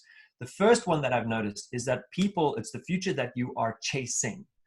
Something or something else outside of you is very bright, shiny, amazing. Someone else has maybe hit a certain level of success, is living a certain way, and there's an inspiration in that. But what ends up happening is our motivations and our strategies are actually leaning and being directed towards chasing after that person. I once saw a quote from somebody, I'm trying to remember who did it, but they were saying that when you're in second position, the view always looks the same. Which I thought was actually kind of a cool thing, meaning that when you are always going after someone else's reality, you're always seeing it through their lens. We're not actually necessarily always seeing it through ours. Our perception is our perception, but if you're chasing after something that someone else has done, we tend to filter and distort out and generalize out our own story. Paul just talked about, what is our story? How do we start to write that? What are some of the components of that? What are the things that are serving us and working us that we've just, we've built, and that's really given us the gift of this life and the experiences that we've had. But then also there's part of it that may not be serving. I personally come from South Africa, and there are certain parts about being born and raised my whole life in Africa that are so deeply tribal and so deeply spiritual and so deeply connected that I wake up every morning reminding myself that to get the most out of my day, I reconnect to that sense of spirit that is related to that geography and related to the culture that I was raised in. But there are other sides of South Africa that I grew up in as a white middle-class male that is not healthy to associate to, because that is something that we had to fight against in order to bring human beings together, to break down segregation. And so there's interesting pieces that, and there's a guilt that I've always carried with that in my life until recently, when I realized, well, we did a lot to help change, and it's up to me to look at the future and actually create the one that I want, which is what we're going to be getting into. So chasing after someone else's future is one way that you could start to move your life forward. But it's one of those things, I'm going to be unpacking some of these to give you the one that you can consciously start to write down in a simple way to empower yourself to be able to go after the life that you want. The second one is defending. Now, defending, again, is one of the most classic that I end up experiencing in a lot of my sessions, is that people that have spent their entire lives studying something, becoming an expert in something, living a certain way, there's a defense of religion, there's a defense of belief, there's a defense of your expertise, there's a defense of your title, there's a defense of the body of knowledge you've spent your life dedicating yourself to. Now, what's really interesting with defending, when one is defending to maintain being who you are, sometimes the joy of evolving and the joy of advancing also gets dismissed, deleted, distorted, generalized, or even filtered out, because anything that comes along to teach you something new or give you a new and fundamental lesson or empower you or take you to the very next level of your abilities and your skills, if we're defending who we are, we will actually dismiss that really quickly. We may listen, but we won't really take action on it. And I've found that down the line, the more people that are defending an old paradigm and an old way of thinking are the ones that have the hardest time when change does happen, and it is really exponential and it is really quick. They struggle to be able to adapt and change in real time. It's a very hard thing. And then you'll see some people, I'm sure everybody has an example of this in their life. You'll see somebody, it just feels like they were frozen in time. They were frozen in a moment in their life, and they've just never been able to evolve from that. A lot of that comes from a place of defense. And the place of defense comes because that was a moment of happiness and joy when they had it together, when they understood, and they're just not able to relate to the new one because they hadn't been in some way training or flexing their mind to think about, what does this mean to them today? Who else could they be in the future? The third one, in terms of the future, is the one that one wants to improve. This one, I think, is an incredibly noble one. And I'm going to keep pushing the levels up with you guys. The one to improve is when we look at the world and we say, this isn't right, this isn't working. I want to improve what that person is doing. I want to change what these people have put in place. This particular system doesn't work anymore. I have to improve on that system. What I've found in terms of leading innovation, breakthroughs, some really prolific change, when we are trying to break down old systems, create new ones, we're trying to shift our habits, and we're trying to live a more positive life. Sometimes the thing we're dedicating all our energy to improving is actually an old, out-of-date system. It's an old, out-of-date system that isn't actually serving the collective. So we're putting a lot of creative and intentional energy into something that at some point is not going to be as relevant anymore. Improving is still very important because it's one of those things, without improvement, without us checking in with each other, without us looking for better ways for us all to evolve and all to thrive equally on the same level, we're not going to be evolving as quickly as we should and as we could. Now, the fourth one here, which is where I'd love for all of you to think about and to live into, is the future of creating. What is the future I want to create for myself? Now, when you talk about the future of creating, there's a very interesting thing that starts to shift. When you tap into the internal space of creativity in your mind, you start to elevate out of a thing called competition. So much of our human existence is based on competition. That's one of the things I wrote down when I said about where I came from in my country, what was part of my upbringing, I realized that ingrained so deeply from a young age as a South African male, we have to just compete against each other all the time. And when you're competing against each other, that can actually be quite a limiting thing.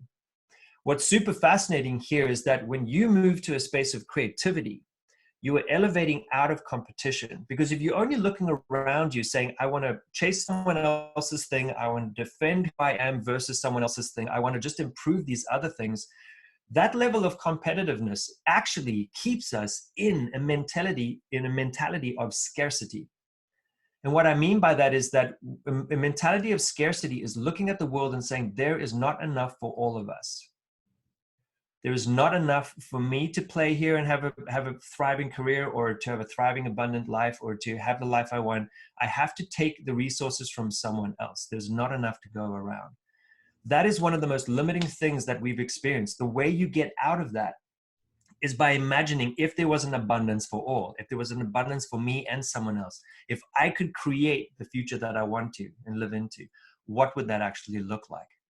So those 4 futures: chasing, defending, improving, and creating. And I want to show you something here about what happens inside of our mind. And I want to push, I hope you guys can see this, and I'll just talk it through. But what it is that when we are in today, when we're in the now, right now, one of the things that I've found is the biggest breakthrough to get people to start really creating the future that they want is that we don't want to stand in today trying to think about tomorrow in today's context, dragging everything that we've had in our past forward with us as we're trying to create a new future. We actually want to reverse engineer the system. You want to solve for your present from the future that you haven't even lived into yet. You want to go really far out and imagine and embody and visualize a future where you are living and thriving in abundance in a world that is operating the way that you would love to see, and then stand in that future saying, this is me. I see it. I feel it. I embody it. Everybody's sharing in this with me. How did I get here? How did I get here? And you stand in that future and you look back to the present and say, what was that first step I took to start getting to this place? And there's a couple of things in the mind. You'll see over here that when you're in the now, the further out we go into a future, what's super interesting is that so many people try to visualize the very next big goal as something so rational that they could achieve for tomorrow. If you want to go big, if you want to dream big, you have to go to places that are illegal, immoral, and outrageous. And what I mean by illegal, immoral is not to hurt someone else around you. I mean, it's metaphorical. Our mind is free of rules, regulations, policies, procedures, laws, all of this stuff. It's free. It is an abundant thing that will give you things that are challenging the status quo day in and day out. If you just tune in, even after this session, tune in and go, what's one big crazy idea I would have? And if you were able to say, I don't want to worry about the limitations of today's constructs, you'll be so surprised how powerful your imagination is. Now, of course, Paul said, we build up societal regulations to keep us in control, because we can turn into wild animals very, very quickly. But there's something actually interesting, is that we have to be able to challenge our beliefs. We have to be able to push the boundaries, because if we didn't, there is no evolution. So there's a piece going from rational to diversity, which is looking, and I don't mean it in the classic sense of way diversity is being discussed right now. I just mean look around you at the diversity of life, at the diversity of where source of inspiration can come from. One of the next levels out from this is where you start to give yourself permission to wish. What I mean by wish is that if you just put an I wish in front of any creative statement, you'll be very surprised how when you say that out loud to someone else, nobody turns around to you and says, well, that's a dumb wish. They don't do that. What they do is they go, wow, that's cool. You know what that makes my mind think of? Because we're giving each other permission to create, to dream big. When you go out even further than that and you don't actually even have the words to describe the thing that you're feeling or what your imagination is producing, we use metaphors and we use analogies. We borrow from other worlds to describe things that haven't even been created yet. These are all clues for you to push yourself even further out. From there, as I was saying, you go to irrelevant and absurd. Just say the craziest, biggest things. Dream really big, because in today's sense, yes, it's absurd. But in tomorrow's sense, it may not be.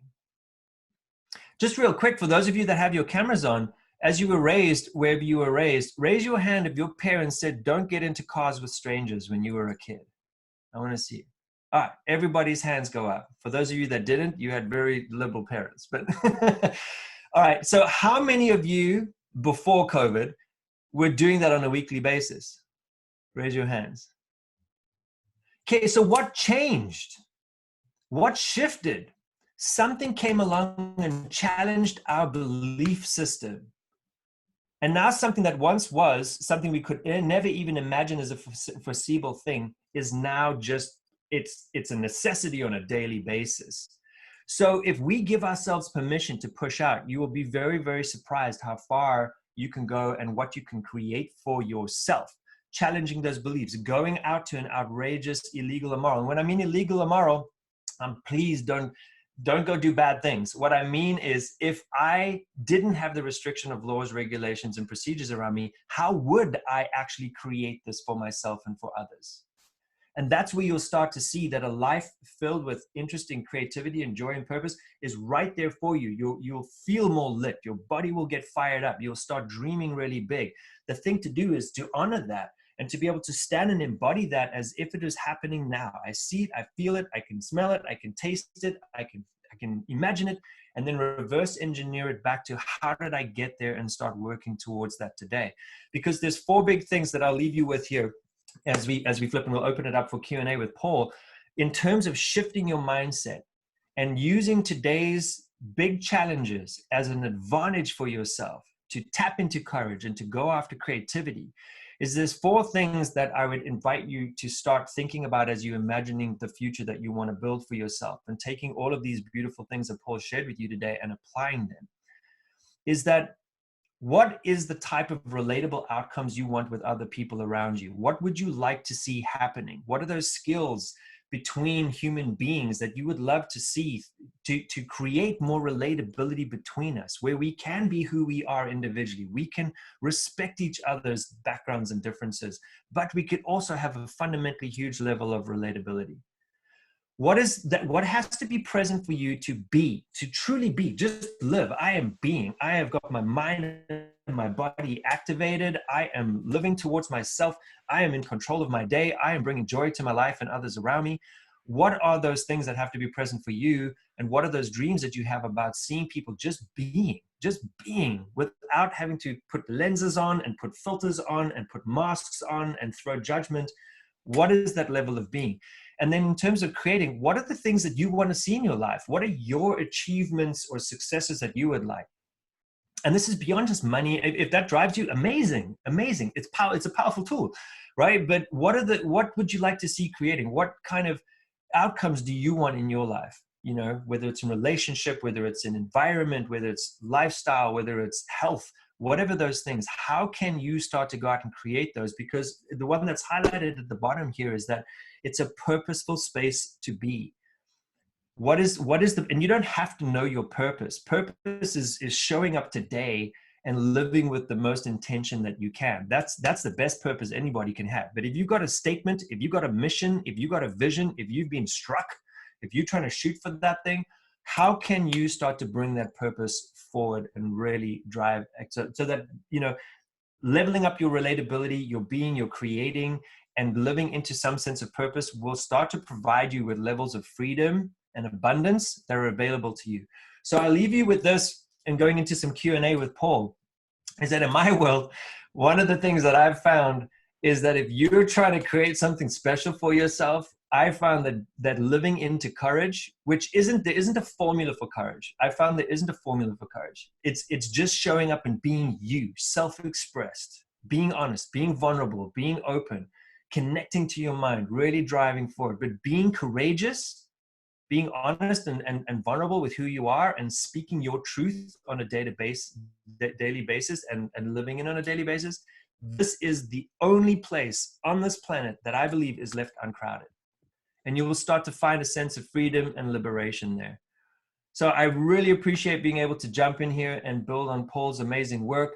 You know, here's some things if you want to, I guess, connect socially. I'll pull all of this stuff off now and we can go into Q&A. But one of the things that you're learning here is that how you perceive anything that's going on in reality right now is on you, and it's on you actually in a very positive way. You are able to lean into a future and create whatever you want to create. It just requires a little bit of consistency and discipline, and it requires a lot of imagination. So thank you so very much. And Paul, I'll flip it back to you, and I think we can get into some Q&A. Dude, awesome, mate. Thank you so much for coming on doing that. I loved, you basically were able to get my points across in a much more clear and organized way. So thank you, mate. I'm glad you're on for that. That's cool, mate. Where, you were, before you started doing all this work, you were a certain way, and you spoke to a little bit of them, like the guilt and stuff, the heritage you had. But can you share some, like a moment or something that you had to change and you could apply, like now these futures you're applying to it? Yeah, it's such a big one. The moment was actually a series of little moments where for myself, in self-reflection, I wasn't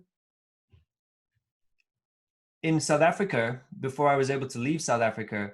I found that I was reinforcing an identity that other people saw in me. I was a skinny, weird kid, super nerdy. I was bullied a bunch. I was teased a bunch. I was never quite the person that fitted in anywhere. And I always had these weird, wild dreams like I'm sharing with you. I get to live it out now.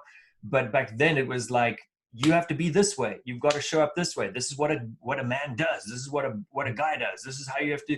And what was interesting is like, oh yeah, that's how I have to be. That's how I have to be. And if I wasn't doing it as successfully as others, you get even more picked on. and then you have to try harder to live into somebody else's aspiration of what they want of you. And the further you do that, the greater the gap between who you are and who you're desiring to be. And then there's the split personality stuff that happens inside. What I found was that there was a tipping point where there was a voice inside. Mine actually came, if I can be super candid here, mine came from overdosing on drugs on the rave scene in Cape Town in South Africa. I was partying too hard. I took an overdose of some really badly cut ecstasy back in my early 20s. Mm-hmm. And what happened is that was the intervention that happened for me. I was trying so hard to hide away from my reality, and it just ripped my face and my brain open. And I lived in radical panic attacks for over 2 years. Yeah. And only after 2 years of not wanting to be vulnerable and share that I messed up and trying to show up every day with extreme anxiety, I finally got myself to go and see a social worker, a psychologist social worker, who gave me a big hug on the very first day, said to me, "Oh my God, please thank that moment. Please thank the guy that gave you the pill. Please thank the pill deeply, because what it did is it finally intervened to get you to start living the way you needed to live." And then the very first thing I did after one of those things is I booked a plane ticket and I left South Africa. And what I did is I moved to another country to be able to actually start to live out without the biases on myself and others. And as soon as I rocked up somewhere else, people didn't know anything about me. Right. And so they suddenly saw me differently. And that gave me permission to see myself differently. And I've just been trying to unlock that inside of people ever since. So it's a hard one to pinpoint, but that for me, Paul, is probably one of the biggest moments. And it's a big share for me, but that was really where the linchpin came in. Yeah, that's amazing, man. I mean, so often it's people go through something traumatic and it wakes them up, and that's the opportunity to get out. And, that's why at the beginning I wanted to relate this time that we're all, at together in this planet. Like, this is the time for us to go, oh, let's shift a little bit. Do we have to just rebuild as normal, or is there a new future? Is there something else we can create out of it? It's also, as you were saying, like I had this similar experience when I moved to America. No one knew who I was. I could be. It's funny when I was in school in Portugal, I went to an English school, and they would put me in these special classes, like, because I was dyslexic, so I read slowly, and they put me in these learning classes. What that did, it put me on this belief of that's who I am. That's that's where I have my limitations. But then I came to America, and I went to high school, and they had no idea, and they're like, well, what classes are you in? I'm like, oh, well, I've done this, because we graduated a little bit earlier. And they're like, oh, you must be an advanced placement student. I'm like, oh, what's that? And they put me in all these basically it was a college classes in high school. And I was able to shift that belief of that I'm not bright or I struggle with school, and was able to kind of come out of that, and it changed my life, because that I went to university and I got my master's degree, and now I write and lecture and all this other stuff. Yeah, Paul, in that moment, for me, I experienced an extreme amount of permission that came from sources that weren't even actually trying to give me permission. I wanted to ask you, did you feel a similar type of thing? What was it that suddenly shifted for you in terms of where we didn't have a sense of freedom and permission, and then suddenly we did? And how, did you have something like that? And what was that realization that you got to just start to live this other expression of yourself? Well, it was funny because a lot of it wasn't conscious, but some of it was. I remember, I went to this, not very strict, quite strict English school where we had to, dress in a uniform, and we had to stand up, welcome every teacher that came to the room, and we were disciplined a certain way. So then I came to California, I was 16, I lived with a host family, and I was suddenly flung into this completely different culture.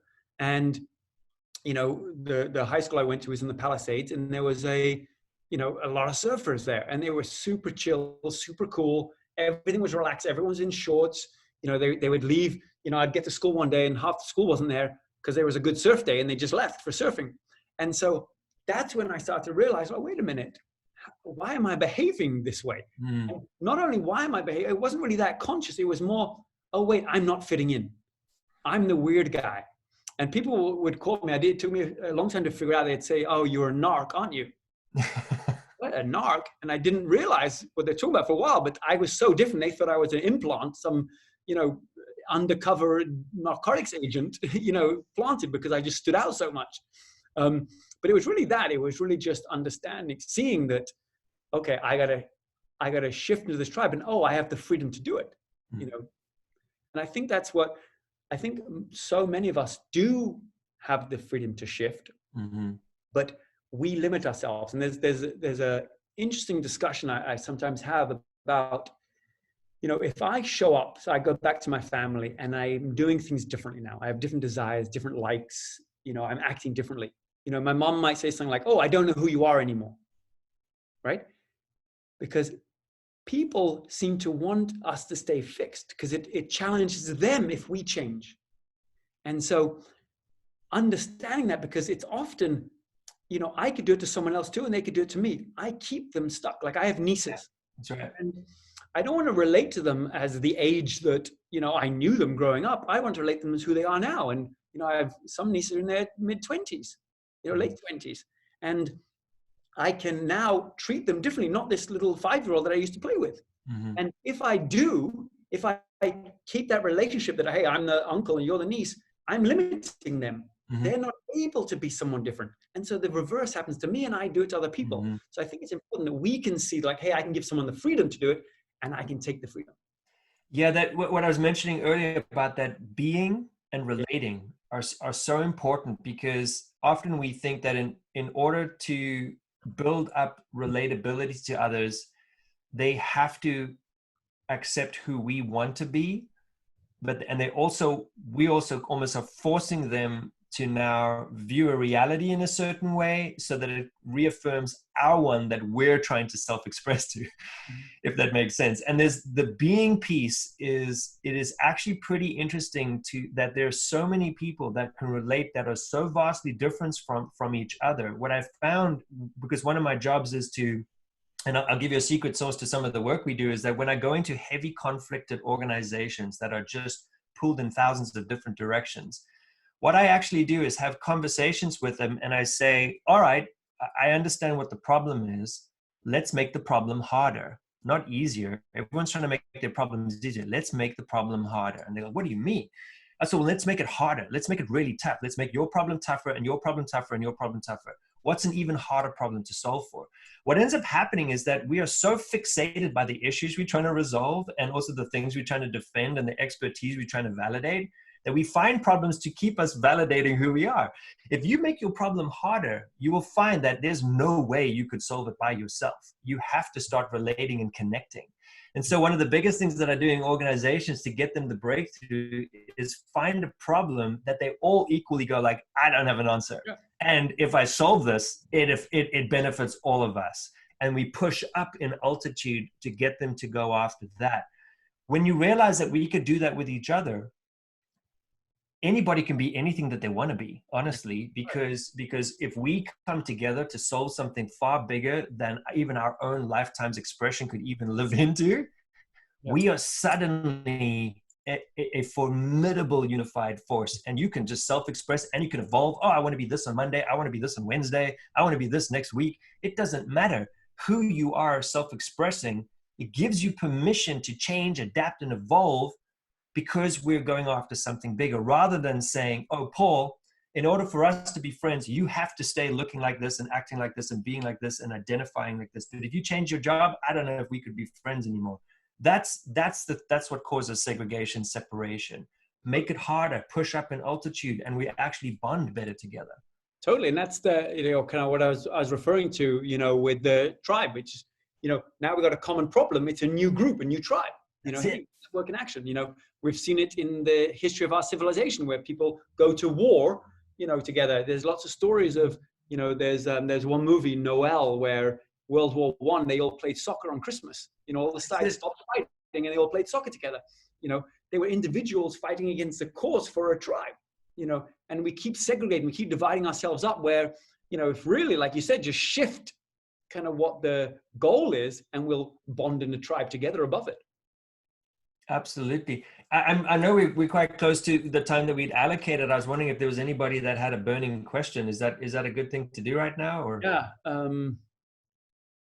just wondering. But there's, again, thank you so much, Paul, for just having me come in and join this. I think this is such an important conversation. One of the biggest things that I'd say, I see there's a question coming in as they're typing, that is this community that's come onto this call. If there's any way for this community to stay connected and to keep supporting each other and keep elevating together and keep pushing up together, that would be my biggest request for you guys, is because the more that we help each other out, the more that we are just there, even if it's just listening, even if it's just acknowledging, I see you, I want to see you thrive and succeed, you'll notice that we start to push a vibration up on a whole different level. Thank you. Yeah, we did that. We got a couple of groups. We're going to throw a slide up in a moment where there's some groups people can join us and keep us going. Perfect. That's where I committed, myself, is that I want to be one of the teammates of people who are out in the world trying to shift this stuff, this movement forward. And, that's where I like to show up. So let's see. I think that there's a question. Yes, if we can continue to share. Okay. There's one about figuring out where that want comes from. If I can jump in on that one real quick. Yeah, Paul. go for it. Yeah, please. So I think I'm interpreting that one, Mark, correctly, and just help me if I'm not interpreting this right. When you say the want, and you can just go, yes, when you say the importance of where that comes from. So when you say where the want comes from, you mean the want and the desire to make a change, to do something different? You can just type a quick yes or no. Yeah, okay, great. So excellent. So there's a thing inside of yourself. As you just did your meditation that Paul took you through, I would, look back at your notes, reflect on the journey that you took within. There was something in you that showed up that was at peace, that was excited, that was fired up, that was driven, that was motivated. There's something in you. We all have this thing inside of us that's burning really brightly. We very rarely spend time with it or try to articulate it or write it down. It doesn't have to be a perfectly crafted thing. That is your want inside, wanting to self-express. That is a version of you wanting to come out and go big and go to the next level and evolve and want more, which is our human nature, which is okay. It's okay to want more love, more prosperity, more wealth, more relaxation, more sleep, whatever your thing is, more hydration. It's like whatever it is. But where it comes from is not outside of you. is not outside of you at all. It comes from within. And sometimes it can be because we've shut it down so much because we listen to 1,000 other voices on a daily basis and we're filtering out our own frequency and own voice. Sometimes it's that little sliver of light. You just got to tune in and go like, ooh, there was something that I got fired up there for a minute. What was that? What was it trying to say to me? What is that thing? And the more you nurture that and build a relationship with that piece inside of you, it'll start to give you more attention and define itself a little more. It's not a perfect thing that goes, here it is, and here's my life. It's something that you actually have to build space. So as Paul said, meditating, pausing, reflecting, digging inside, that's where that want comes from. That's absolutely where that want comes from. And if you can tune into that want, it will also tell you why you want it. It'll tell you how it would be fulfilled and nurtured if you provided the resources to it. It'll tell you what you would get out of it. And when you're on that journey, you'll be quite surprised about just how your life starts to adjust when you tune in and you tune out the other stuff and all the other voices and tune into your own. Just be prepared for a very, very different type of existence. It really, you start to just get so much more confidence, courage, and empowerment. But that's where I believe that it comes from. That's awesome, man. Yeah. Cool, mate. Well, cool. It's been so cool having you. Thank you. I know everyone loved it. I know you're a big help kind of getting this message across. So I appreciate your time. So good connecting, and love the hairstyle, mate. It's like looking in the mirror. I like it. I even try to match your polo today just so that people would get really confused.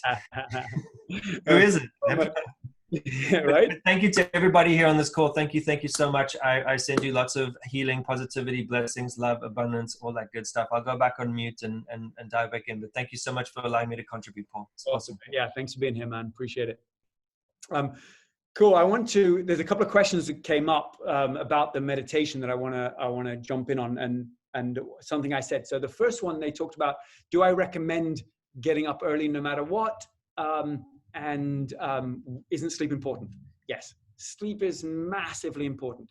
Here's where people get mixed up, is that they might go to bed late, and what they do, they adjust their wake up time, and that shifts, that causes there to be out of sequence. And why being out of sequence matters, because we're out of line with our circadian rhythm. And circadian rhythm is the natural rhythm that we live by. It's our life,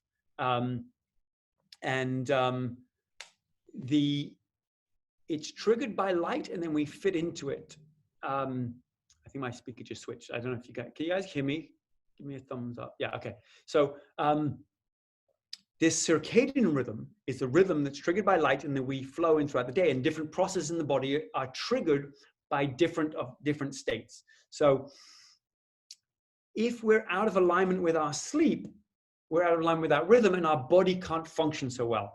And there's processes that are very important, like sleep regulation in terms of like apoptosis, which is purging deformant or old cells. And so that is why sleep's important. So what I recommend is, I sometimes, if I sleep badly, like last night, I still get up early today, because tonight I'm going to go to bed earlier.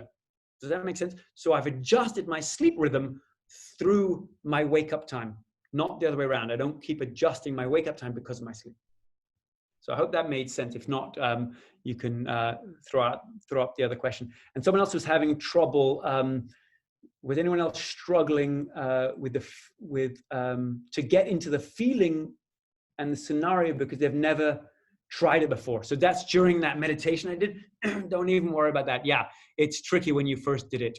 The only point I was trying to get across is that you wake up and then you are you. And that's great. It's fantastic. But then there's behaviors, and it's like Kyle was talking about. Who do you want to be in that future? You get to decide. And so that meditation was about understanding that, wait, I can shift who I am. I can just, stop projecting who I am onto my day, and I can shift, right? And so that's the point I was getting. So if you practice and use your imagination to do that, it'll start to help to manifest it into reality for you. And I think there was one more.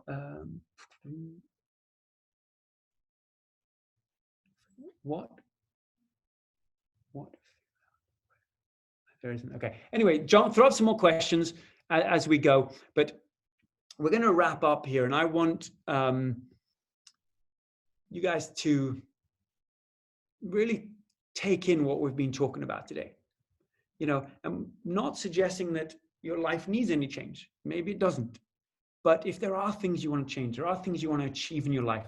And there was a lot of the comments we got about shifting business and improving that. And there's a lot going on in the world now with work and what the world will look like, what businesses will look like in this new world. I want you to come from a place where you're free to make that choice. So you're not stuck with these in your limiting beliefs or this old identity, these old stories that you were living by. There's freedom to create it. So we want to keep this community going, you know, with questions, and we can all support each other. And you know, we just put this up on the screen. So these are places where you can follow us. You can see us. So there's Facebook, on the Instagram. There is a, what's the other group there? There's another group to join here, which is all the information's there. But let's get in the conversation, and we're here to support you. So if you have questions along the way, you know, reach out to us, because it's not just black and white. It's not like we gave you this information and life changes. You have to now apply it. And so there's things that I do that help me train in this. So one of them is looking at, okay, what is my goal?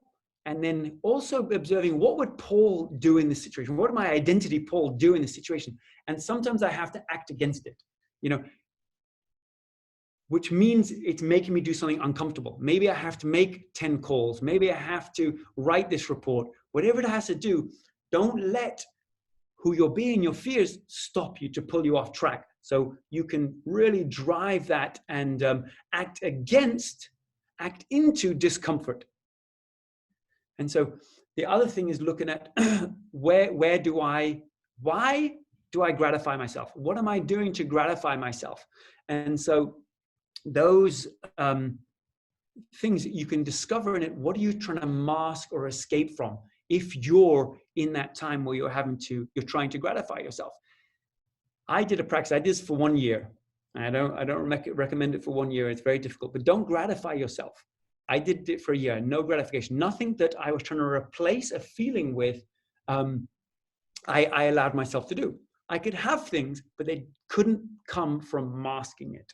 So try this. Try going for a day, not gratifying yourself. I often fast. To be focused today, I ate Thursday night. And so I haven't eaten yet, and I'm going to eat today at some point. So that makes me alert. That takes me out of the gratification mode of it. So think about that too. Think about starting to train yourself in mindfulness, practice catharsis, train yourself in how you gratify yourself. Don't gratify yourself. Then there's reasons and justifications. Don't go into those justifications and convince yourself or not doing something that doesn't align with your goals. If you can't dabble in self-discipline, that's the definition of not being self-disciplined. You have to be self-disciplined, and that will get you the life you want. So start to unpack what you do, why you do it. Look at comfort, look at pleasure, look at discomfort, and start to break through that threshold. Start to live beyond that. And if you can do it for yourself, I promise you'll start to affect. It's going to have a trickle down effect to everyone else in your life and your communities, and things will start to shift. Try also, I recommend to my clients when they always want to stimulate with coffee or sugar, especially in the afternoon. And there's other ways to do it. One is, getting in cold. If you can put your hands in ice or getting into an ice tub, fantastic. But there's another great way, and this is my favorite one, is to go out and do a random act of kindness to a stranger. Because there's a little bit of fear there. There's a little bit of, oh, am I going to get rejected? What's going to happen? Are they going to like me? Are they not? But then what it does, the other side of that, once you pass that, once you do it, you get that oxytocin I was talking about. They get it. Everyone around them gets it. And this starts to shift our brain and starts to shift the community around us. So next time you're feeling tired, go out and try it. Try it with someone in your house if you have someone in your house. Do something, a big, bold, random act of kindness, and it'll start to shift you. Guys, we're wrapping up here. Thank you for being here with us. Thank you for spending the time with us. We really appreciate it. There's a lot of people, you can see a lot of the technical stuff going on. There's a lot of people here helping, and they've all volunteered their time to get this to you guys. So if you do feel moved and you want to donate, please do. We appreciate that. There's also a survey. If you guys could click on that survey and just do it right now, because we want to learn from this. We want to try and improve it and keep bringing this materials to people and keep shifting and we want to start a new conversation that there is in this planet. We don't want to go back to normal. We want to come out of here better and start reaching further. So take a few minutes now if you guys could and just start to fill that out. We'd appreciate that.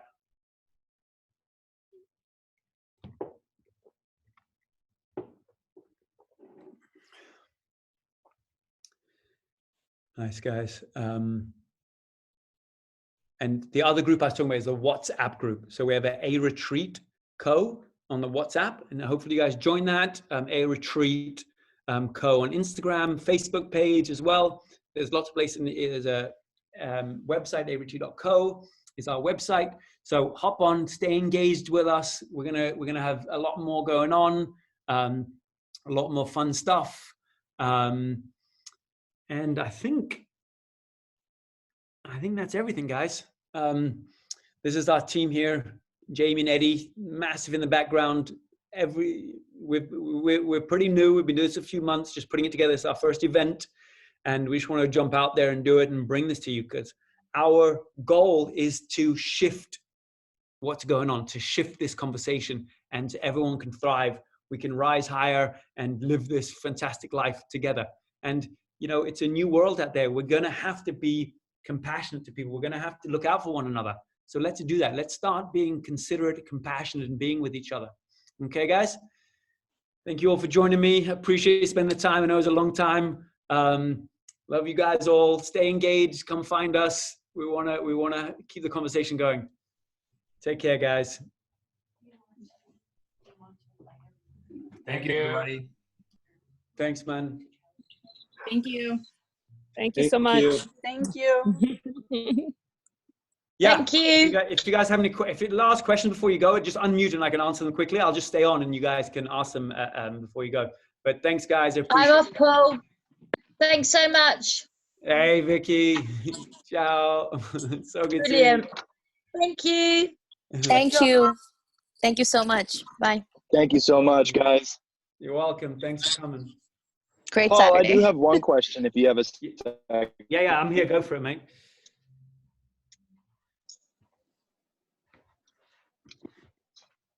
Visualization and meditation, what's good ways to kind of get rid of or get past identities, to get past limiting beliefs? So the one important thing to remember, like what's a good exercise? Yeah, okay. So the question was like in regards to like meditation and the visualization, what's a good exercise to get past it? Is that right?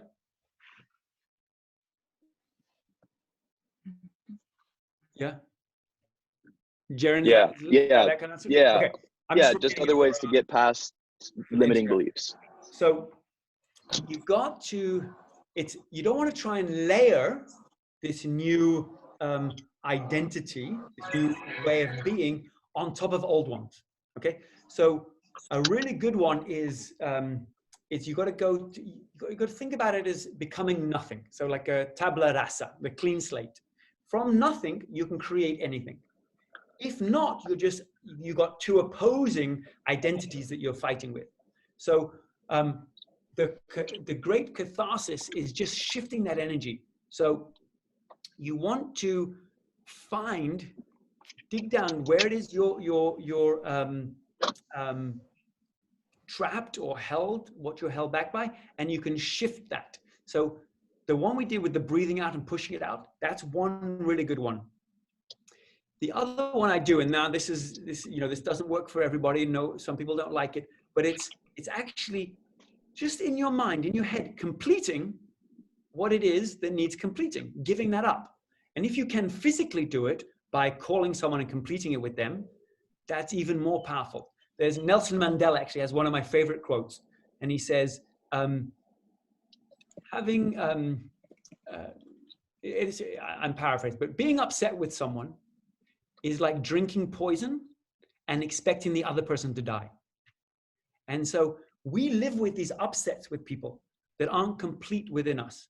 And so you got to start completing these things in your life, and that'll get you to that blank place. And then you can start becoming anything, because it's these beliefs that are keeping us locked down. And so I call it shadow work, because it's not tangible.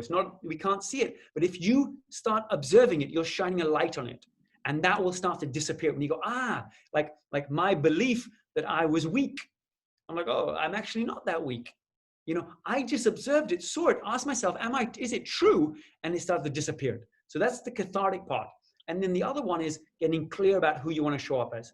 And I forgot to share this. I said I was going to share this, but mine is, this is what I live my life by, my code of conduct: to need nothing with all my heart.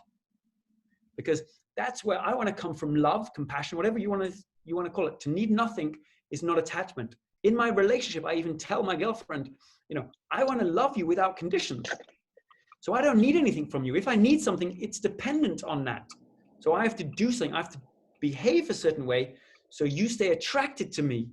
Therefore, I'm not loving you unconditionally. I'm loving you with conditions. So it's to need nothing. I'm complete in myself.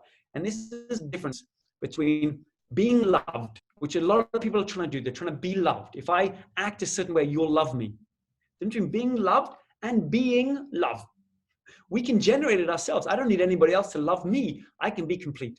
So it's about finding that. So the second part of that catharsis, I would say, was generating this sensation. If you ever got into a deep meditation and you go to this place where you feel this complete contentness, everything's okay, I'm feeling, at bliss, or whatever you want to label it as. That's what I would describe as love. And so, at any time you can get to that place. Then you don't need it from external sources. I don't need to prove something. I don't need to do something to get love. I am love. And so that's why it works in my relationship with my girlfriend. I don't need her to love me. I am love. So with or without her, I'm still having the same experience. So now I can be there for her. I'm not trying to get something from her. I kind of went a roundabout way to answer it, but did you get something out of that? Yes, yeah? Thank you. Thank you very much. No worries, mate. No worries. Cool, guys. Any more questions? Just ask them out. I'll just sit here for a little bit and then can get to them. Oh, Kyle's still here. So you have a question for Kyle. I'm sure he's happy to answer.